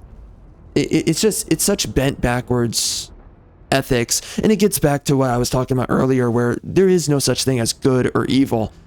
When you really look at it, it's just what is in favor of yourself, what is in favor of you. Again, it doesn't matter whether or not we offend Christians. It matters more that we offend gays.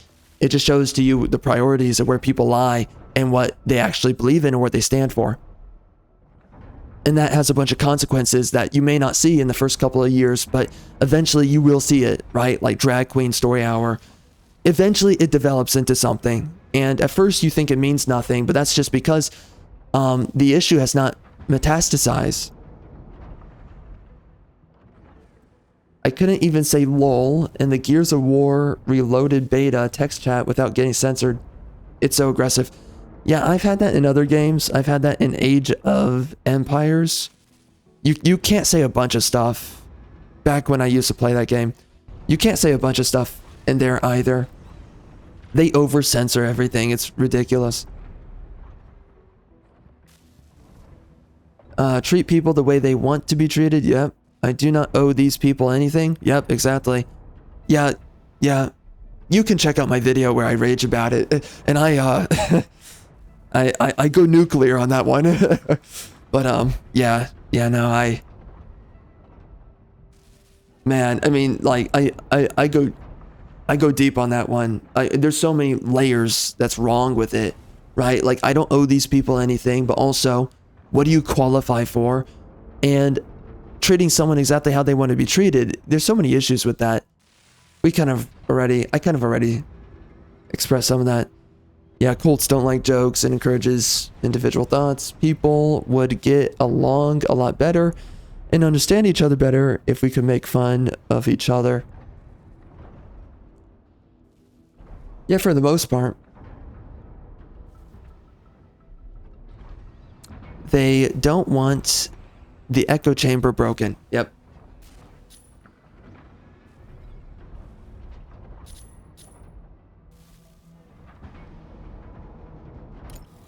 Alright, we're gonna finally use Inferno. Yeah, it's interesting because it's these people that can't take humor or just, you know, all the list above. It's amazing to me to see how we went from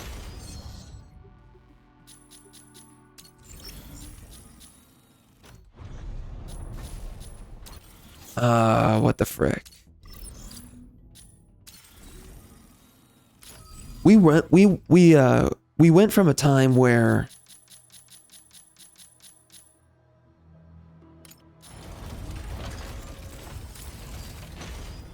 how the frick? Oh yeah, I have to go into here. It is so hard to find this crap. All right.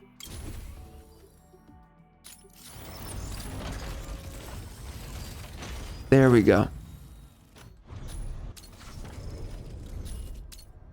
Yeah, we went from a time where I remember in the 2000s, a lot of people would offend each other.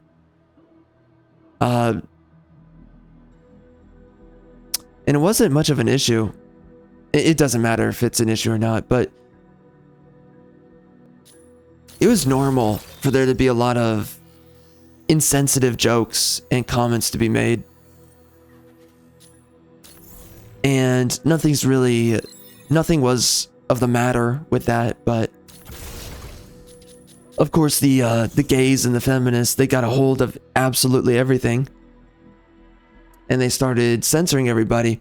It is so pathetic. I mean, like, the wokeification of so many companies, HR teams, you can't say this, you can't say that. It is the most corrosive thing to exist. It is absolutely disgusting. The inability to make any jokes or to engage in any humor, and more extensively, you're just ruining the workplace. Any kind of camaraderie that can be had. And this kind of gets back into, yeah, there's a reason why that conversation, that me talking about humor, that whole conversation went for about 6 to 7 hours. It was insane, man. Just remembering that conversation. But, you know, a part of it too is that you can't make proper friends if you can't engage in humor. That's another part of it. If you're afraid to offend somebody, you know that you can't be very close to that person, because conflict is a huge fundamental psychological function. I'm going to reword it. Humor is a fundamental psychological function of conflict. Well, it has roots within it, kind of vice versa as well. Conflict brings out humor, and humor is a tool, a very useful tool for conflict. And you know that you can't relate to somebody. Again, with humor, it's the experimentation of just crossing that boundary line. How far is too far, and how little is too little, right? Too little humor, or not pushing it far enough doesn't get the idea through, but pushing the idea too little typically means that you have a pretty weak joke, or and that can look like a couple of different things, but right, you're pushing the idea too softly, so the idea doesn't get through, or maybe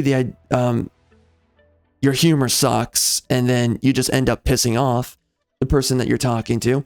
So humor is great for conflict management, and it's sort of stemmed out of conflict, but, you know, there's a vice versa relationship between the two, and they feed into each other. And if you cannot properly joke around with someone, then you also can't develop relationships, right? It's really hard to actually be friends with somebody if you can't joke with each other. And if you're afraid all the time of offending someone, then you can't have a real relationship. So humor has such an interesting psychological function that necessitates relationships. Well, it becomes the glue, and it necessitates its function to glue a relationship together, typically in most relationships. And that's what makes, like, a lot of women, for instance, of course, everybody knows that that's the main reason why it's so brutal, and it's so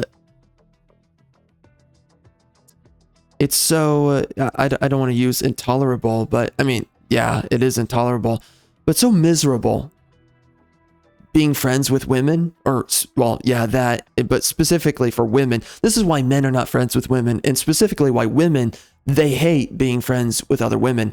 And they'll play it up and they'll pretend that they like to be friends with women, but in reality, women are terrible with humor. And this is the reason why they like being around and being friends with men and hanging out around men more than with women, because you can't make jokes with women. And that's what's made women entering the workplace so freaking suffocating. Because there's so many workforces now of men that making jokes and being humorous is so foreign. It's basically impossible.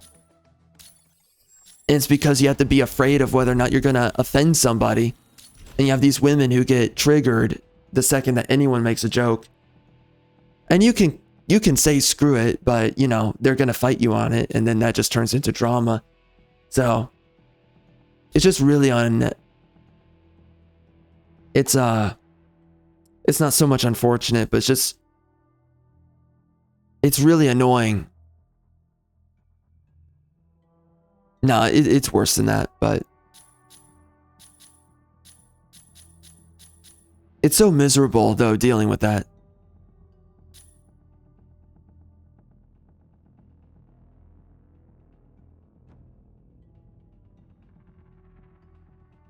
Oh, interesting.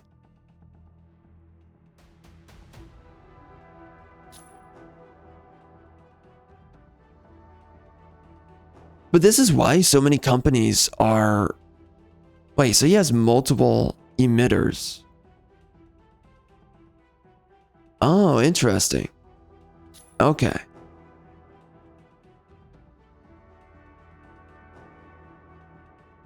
But this is why political correctness is so suffocating and it's so miserable.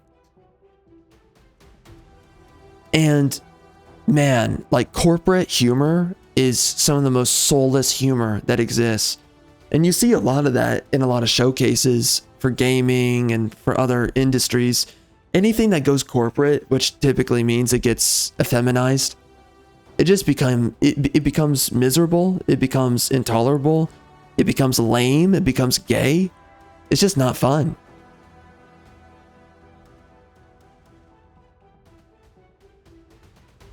And again, it just shows how painfully unfunny women are, and women entering the workforce and then policing the workforce. Just how much you're completely destroying the kind of joy that there could be in the workforce or whatever else. Just conversation and relationships. I mean, it's so miserable being in a lot of these woke companies because everyone's faking that they like each other, faking that they get along. You're making lame jokes that aren't funny. I mean, it is just soul-sucking, soul-draining experiences one day after another. And again, it's why humor is so important. But, you know, a part of humor is offending people. And that's what makes these woke companies so bad. And that's why they're failing now. I mean, again, you can notice so easily that they're failing right now. And that's why so many small businesses are currently building up, is because obviously if you start a small business, and thankfully that's the case that's happening right now. Again, that comes with good and bad. But the good in it is that you can actually work with people, and you can call the guy that you're working with a retard. You can call him an N-word. You can call him whatever. And you have a deeper relationship for that. and you're actually able to have a real relationship with people, real humor, real communication, nothing that's fake. Unlike in a lot of these woke companies where you're just sitting around and you're having some of the most worthless conversations. And there's so many issues too on top of that. There's a bunch of ancillary problems that comes with being unable to joke around with people, right? Because there's also the problems where you can't express your mind, you can't express your thoughts with others.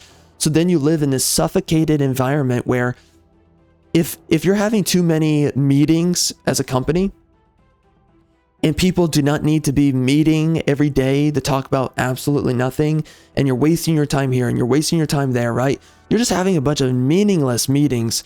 You're going to be a lot more afraid to just speak up and say, I mean, you don't have to be, but right? Like, it's just a passive human nature, psychological outcome that people become less likely to say, yo, we are wasting our time talking here when we should just have like a 10-minute meeting and get on with our days. So you end up having a lot of issues with that. And it ends up creating bureaucratic slog. And this is the issue with, like, typically the government can also have this issue, right? I mean, that's where the whole issue of the jester and the king lives, right? And the second that you're afraid to offend others, especially in the government, is the second that you can't express all your ideas, and especially the ones that likely need to be said. And that's where you get bureaucratic slog, and that's where people are doing things that are highly inefficient. We're hiring too many people. We're doing more meetings than we need to do. We're not getting, we're spending more time working, but we're not getting anything done. You get all these issues. And that's because people are not able to communicate with each other. And that ultimately, that does come down to humor to some extent. It's not 100%, but when you completely shut off humor, that also means that you shut off conversation.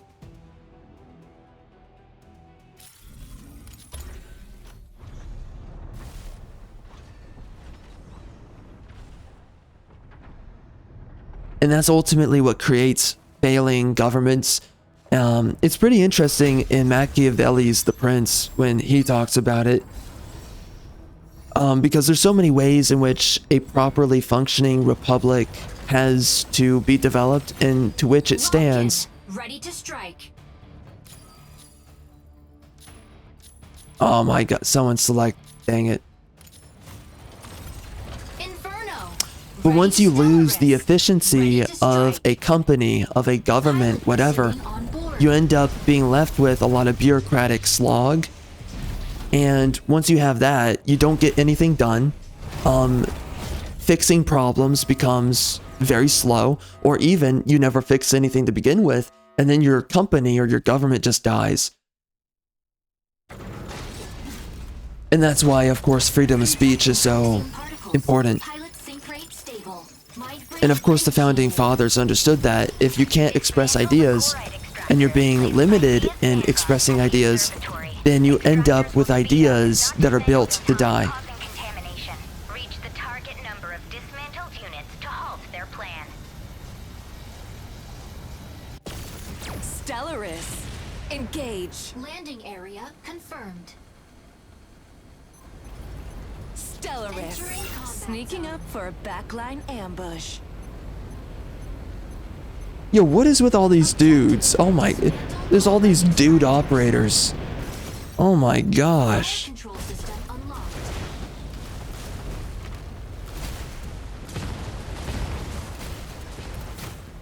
Optical camo activated. We got our Tricera here. Nice. Chloride extractor deploys in 10 seconds.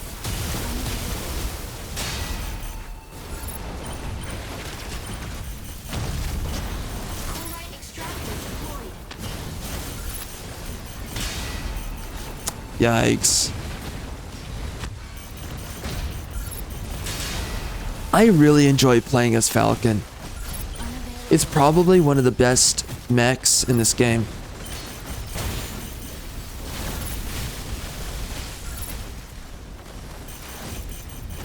Oh, Lord God. Tee-hee.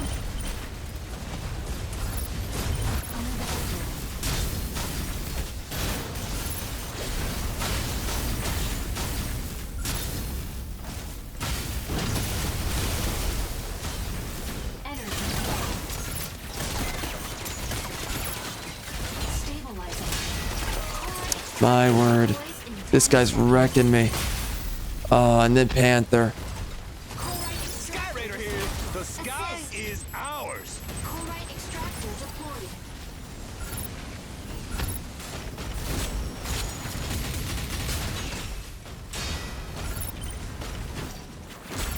But you know, bureaucracy? Enemy down. Man, the game is so loud. Ready for deployment. Assist. It's crazy because I've already reduced the audio. But anyways, bureaucracy is one of the greatest poisons, which is tied to ultimately nepotism. You can't really help it with bureaucracy. You always end up with nepotism. But it's one of the greatest pathogens that's ever existed all throughout history. Chlorite extractor dismantled. It's why decentralization is so important with anything, right? That was the fundamental premise and idea with republics, is to decentralize government. 10 seconds. And when you can, and you know, it comes with problems, but at least you have freedom. Even if Chlorite extractor deployed. it gets a little bit messy, at least when you have a decentralized governance, with decentralized governance, at least you can select a different province to live within, and underneath the rule of a separate prince or king or whatever, or magistrate. At least you can live underneath a different leader, and at least you have choices. But it's when everything is centralized, that's where you cannot fight corruption, that's where you don't have choices, and that's where you can't hold, you have many less options for holding perpetrators accountable, right? Specifically governmental, bureaucratic perpetrators. And there's a whole list of things that they can do to you that... Okay. What are we doing here?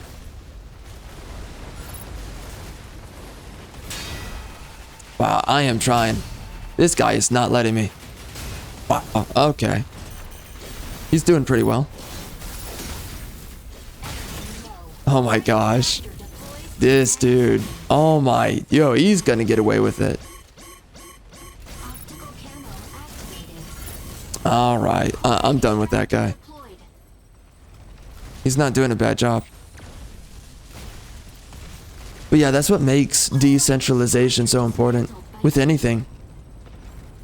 Optical camo deactivated. You want to have a unified spirit of the people, but it's also heavily important that you have decentralization so that you have options amongst the unity.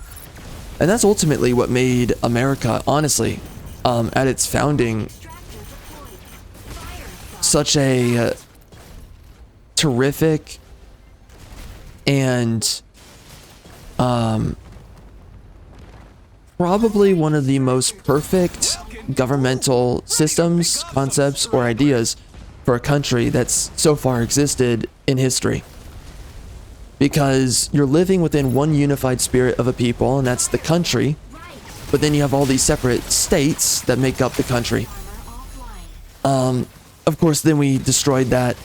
We kind of destroyed the synergy. Nice breast.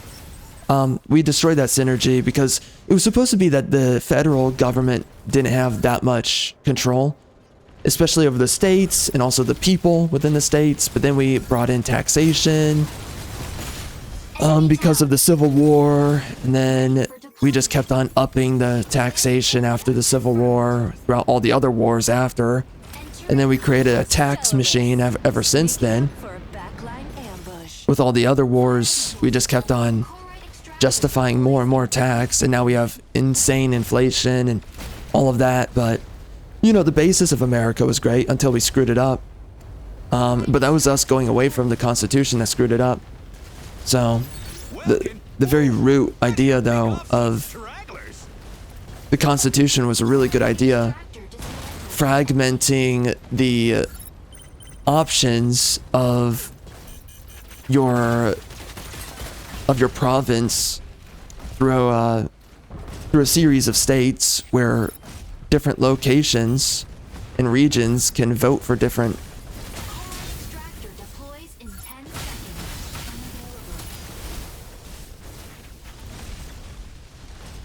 Unavailable.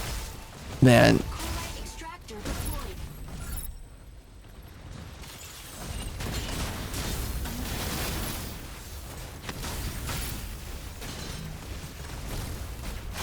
Assist.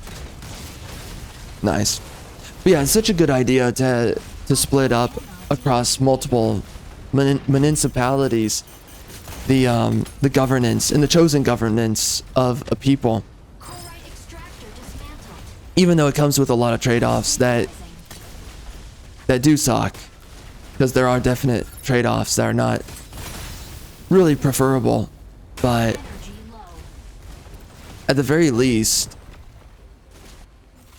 you have freedom of choice, and it really matters the most, right? Once you have tyranny. Wow. Once you have tyranny from your government, that's when you really want the maximum amount of choices. And that's where you wish that your government was fragmented and ruled differently in different regions. Enemy down.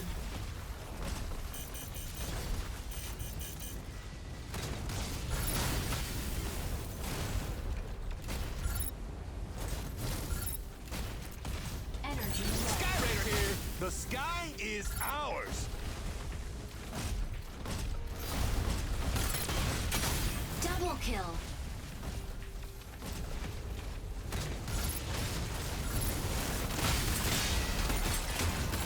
Optical camo activated.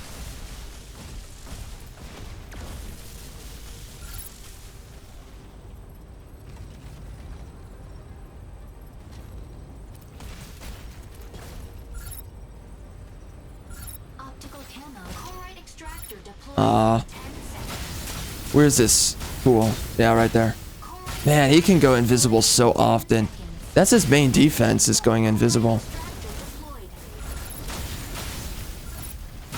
deployed. Lol? Enemy down. Jeez, man. So funny.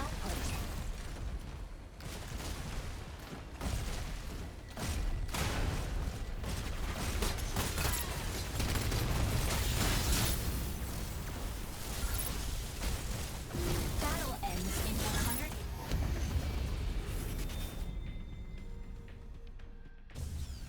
Defeat. Really? Dang.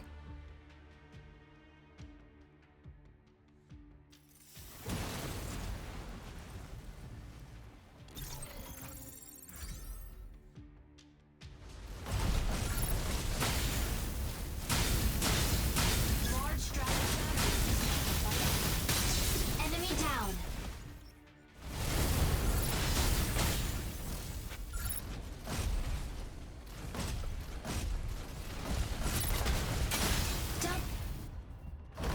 MVP. There's nothing Luminate can't patch up. Seriously, man. Bro, it has to be soy boys. Why do these guys want to see a dude? Look at this. A full team of dudes. Yeah, that's a gay squad right there. Yeah. Yeah, those guys definitely like touching each other's buttholes. Yeah, they're not into 69. Nope. With women. They're definitely engaged with some of that Sodom and Gomorrah. For real.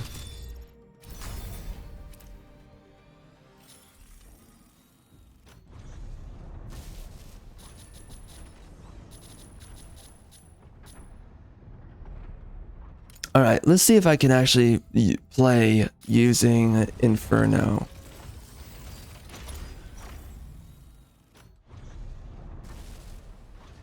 Inferno looks like to me a better version of Hurricane. I noticed that the weapons in this game that attack more... Oh, there we go. Love a god. We got women finally. Stego, ready to strike. Welkin, ready to It's a strike. horde of prostitutes. Skyraider, ready to strike. Ready for battle. Inferno. Ready Yeah, I to noticed the strike. attacks that are Pinata, typically ready to strike. higher fire rate are a lot more efficient in this game. They might end up buffing sniper. Well, I'm gonna guess they're gonna buff up Alinsness's. He's not on the team. Okay. Well, anyways, Alinsness, I think they're gonna buff up his. Probably, maybe they'll just buff up the charging rate on his ranged attack, and then on Serenith, I think they need to buff up the charging rate. Pilot on board. They might need to increase the accuracy maybe on Pinaka just a tad bit, so that Pinaka can get away with a little bit more mid-range, but they might have to change around damage numbers if they do that. I mean, I know for a fact they're going to rebalance this game.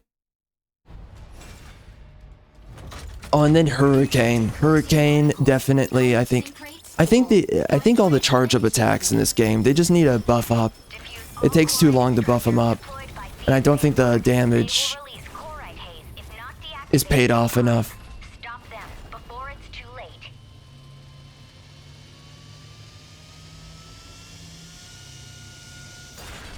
Inferno, engage.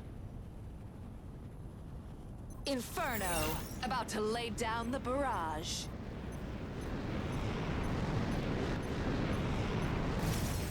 Objective. Dismantle. Bro, that Tifa voice actress is something else. I forget what her name is. I've looked it up multiple times.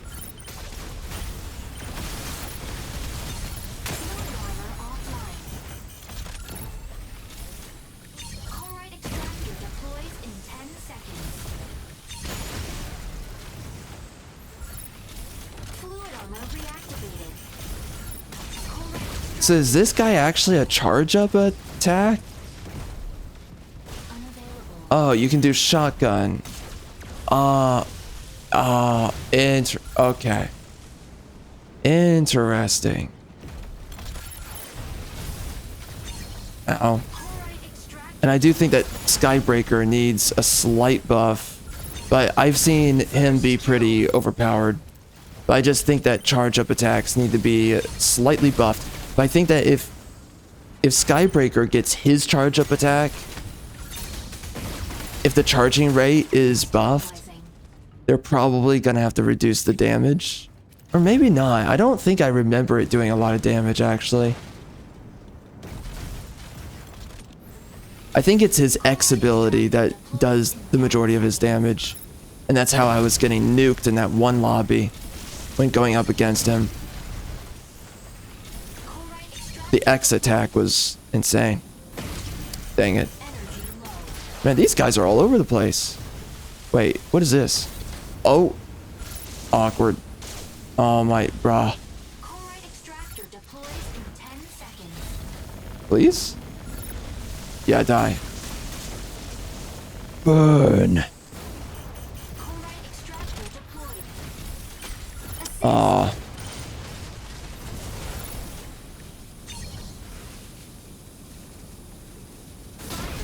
Behind. Am I getting sniped? Extractor I think so. by enemy.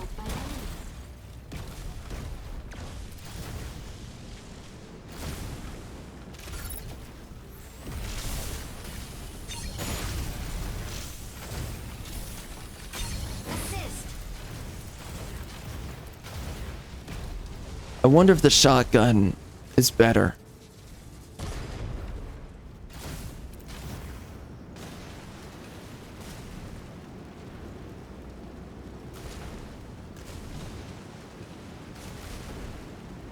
This guy definitely feels better than Hurricane.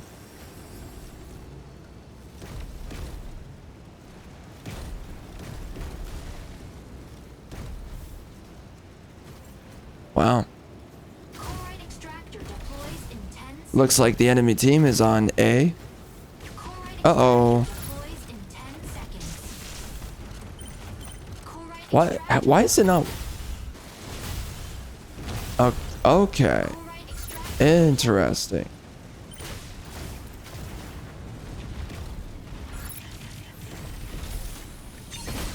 Nice.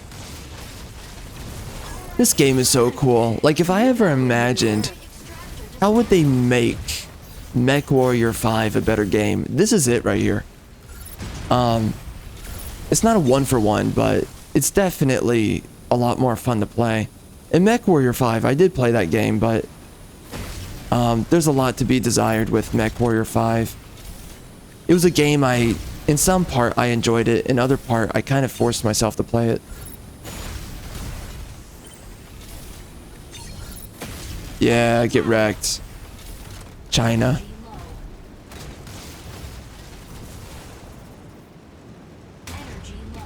But this game is legit better than Mech Warrior.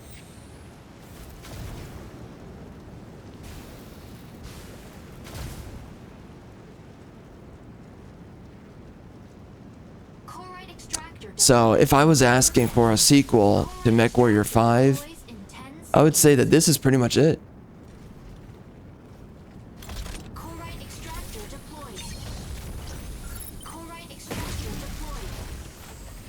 The kind of sequel that I would want.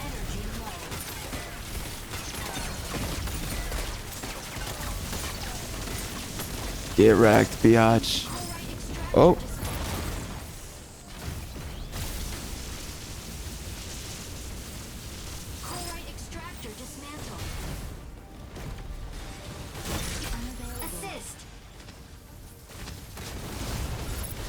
I was hoping you'd last longer.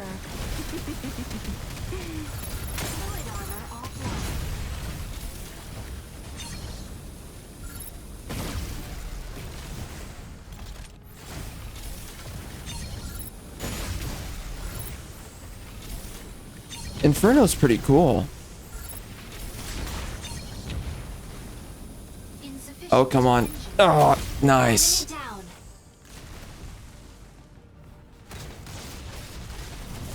Kid Harold. I wonder if that's a black guy. I don't know why black people like to call themselves kid this and kid that. They have weird naming conventions, honestly. Like, they either like to call themselves like something ninja, or they like to call themselves kid something, or XX this, XX that. Bunch of retarded naming conventions. I was hoping you'd last. I mean, there's some rappers too that have really retarded naming conventions that, man, and they act like they're freaking young scholars. It's like, you guys could at least try to master naming conventions first. But it's literally like a 4th grader. No, it's worse than that. It's like a retard preschooler who couldn't figure out how to make good names.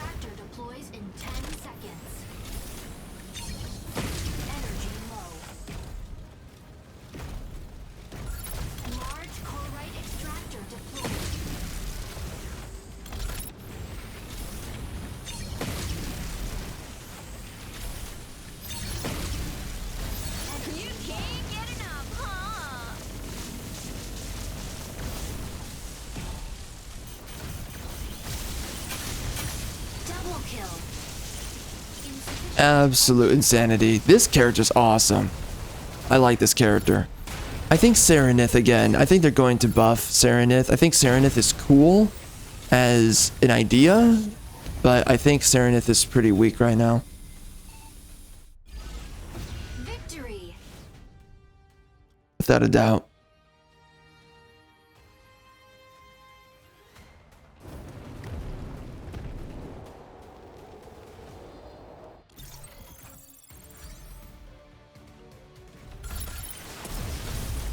Yeah, Inferno's fun though. I wasn't using his X ability. I don't really know what that does, so I need to check that. MVP. Oh, that's a good paint job. Oh, dang. Hey. How's it going, girl? Shit, girl. How's it going? Dear goodness gracious. I gotta get me some of them white women's. Oh my gosh. Jeez, man, that KOs me. But that one guy made, he made Zero Suit Samus. That was really impressive.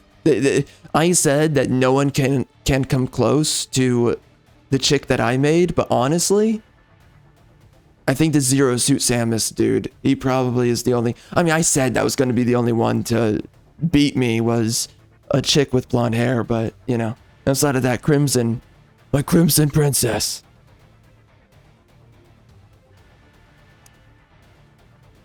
It's interesting because I think I maximized the butt the most out of everyone, but the green dude, he maximized the thighs and the butt.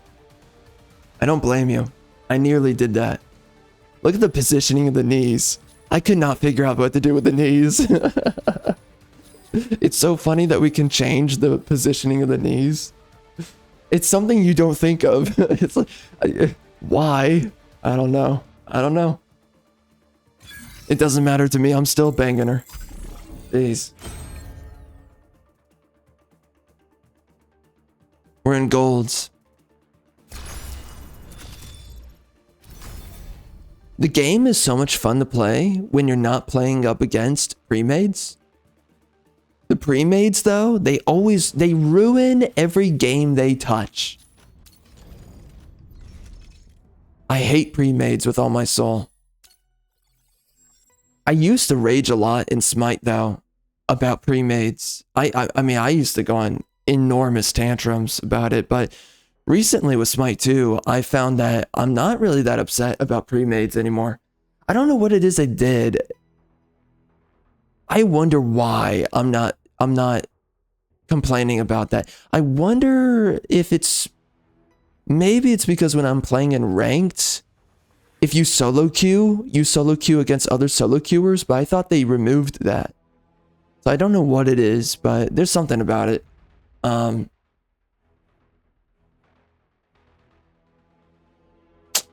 yeah, regardless of anything, I hate pre-mades in any game. They absolutely suck.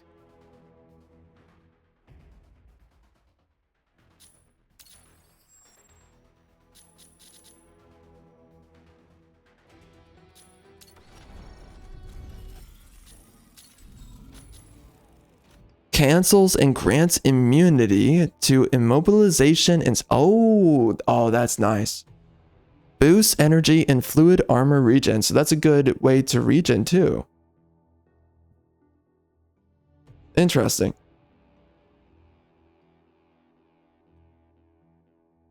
Evading creates illusion. Oh, wow. I should have been using that. Wow. Yeah, this guy's pretty cool. Honestly, I might get Inferno before I get Stellaris. I don't know how much I'm playing this game, but if I get the points up, I will.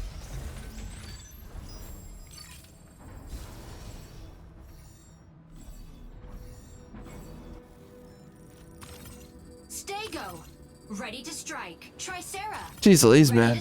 How many blacks are playing this game? Ready to strike. Welkin, ready to strike. Blacks! They're absolutely everywhere. Inferno, ready to strike. Panaka. Homeboys whack wildin' up here. Yeah, get wrecked, son. Yeah, that's right. Dude, if I was playing Serenith, I would not have gotten that much damage off. I'm pretty sure. I mean, this is just a better Gundam. Simple as that. It's just better. Hotter, smoother, wetter, younger, more fertile, more desirable to men. Assist.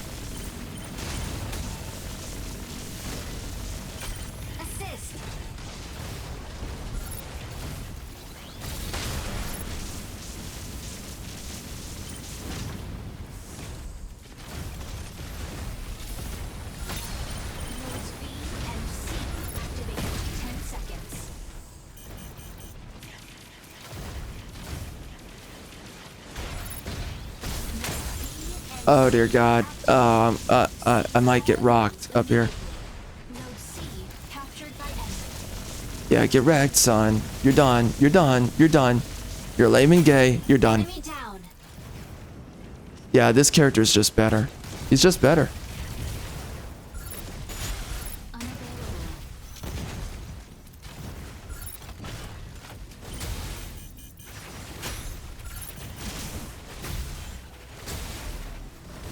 Uh-oh. Assist. Nice.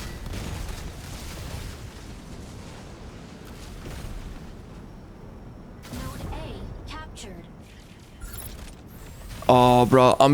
Ugh. Enemy down. You're done. You're done. Try again later.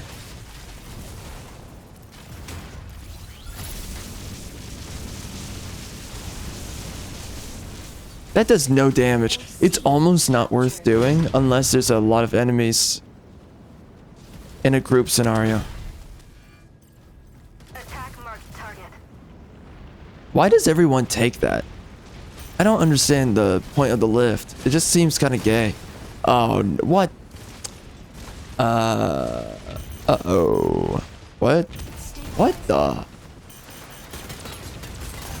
I guess I lost connection to my controller.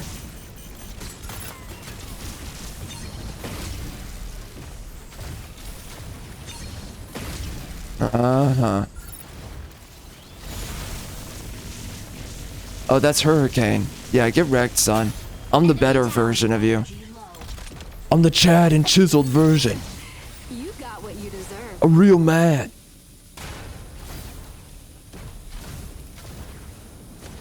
Glistening in oil.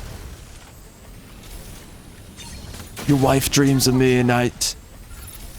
Uh-oh. Stabilizing. You're done. Lame and gay.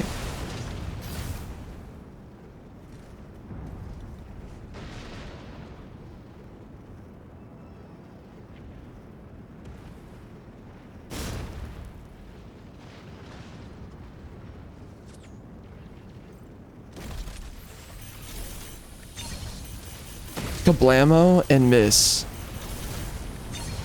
Where are you at? Where you at, Elmo?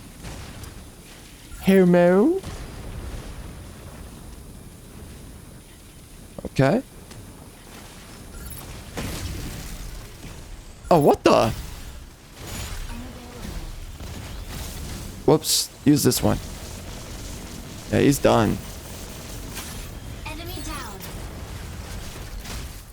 I was hoping you'd last longer. Wow, that is... Jeez. Oh, hopefully there wasn't a busty chick inside of that one. I would totally get angry if a busty chick died in there. Stabilizing.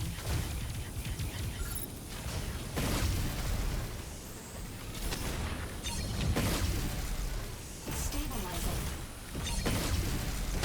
Wrecked.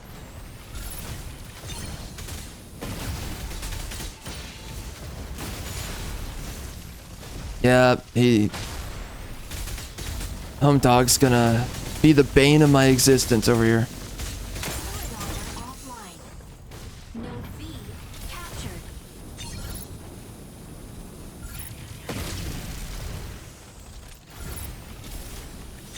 Fluid armor reactivated.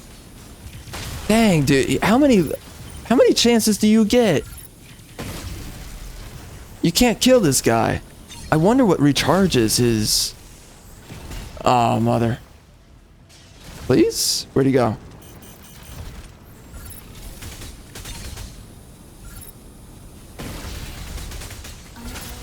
Unavailable. Oh my gosh, you're annoying. Stop. Enemy down. I should have used my X ability right then and there. Let's meet here. Insufficient engine output.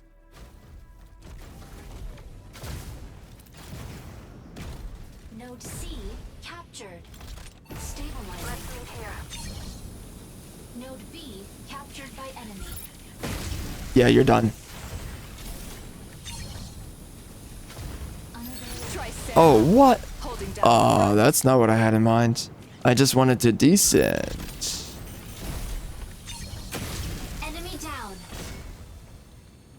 Oh, nice. We have a healer.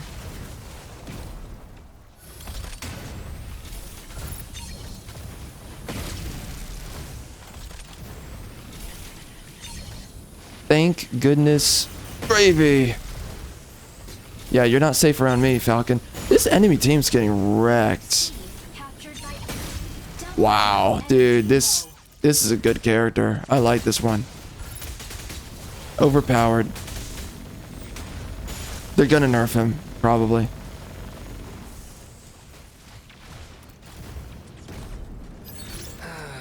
Amateur. I hope they don't, though. It would destroy my dopamine response.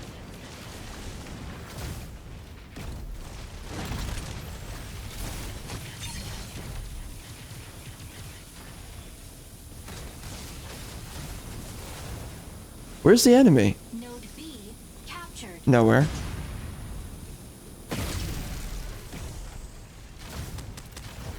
Node C Yeah, I think these guys gave up. energy low. How do I check? Wait, are you guys real people? Team, you guys know what's going on? Funny.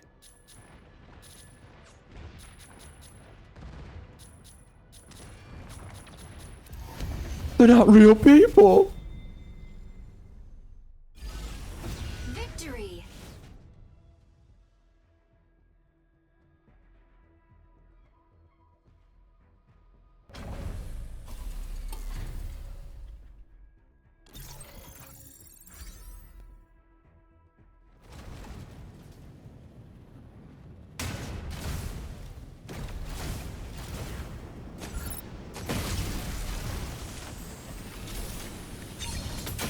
Double kill. MVP. Walking ain't something to mess with. Nice press.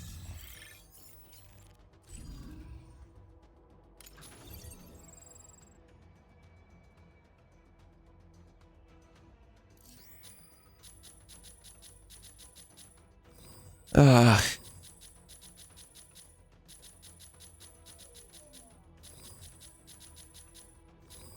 There's too many minorities on the team. Too many.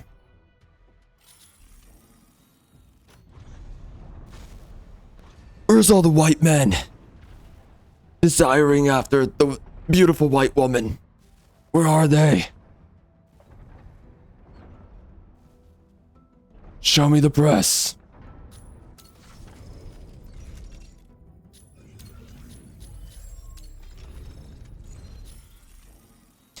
Well, I've spent a lot of points by now. I would probably be up to 5,000 or 6,000 right now if I didn't spend it all on paint.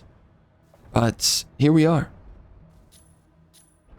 I had to doodle on my mechs. I had to open the coloring book and go all in.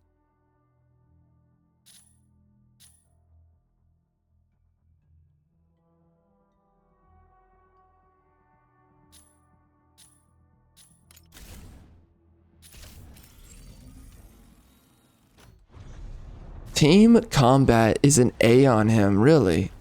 I don't really see him being good 1v1 against melee. I can definitely see this guy getting shut down. Well, yeah, using his short-ranged attacks. I was trying to do it with Linsness or whatever. But it just kept on canceling out. And I was like, what the heck is going on here?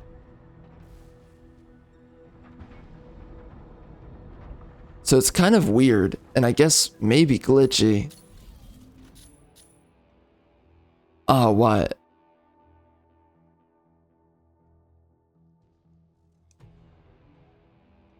So, you only use... No. You use both? Interesting.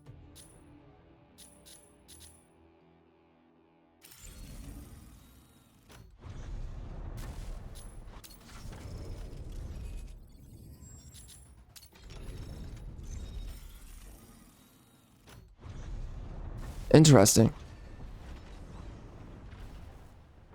All right. Let's see.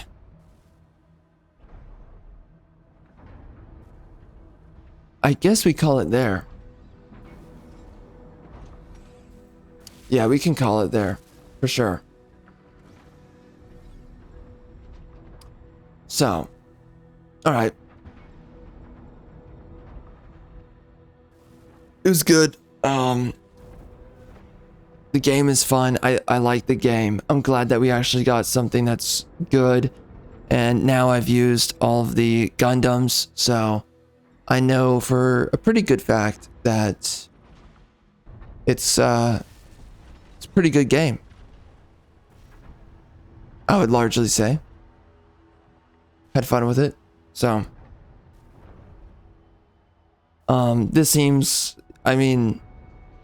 like a good game to return to, unlike some other games, I would say. But yeah, I'm pretty happy with what they made here.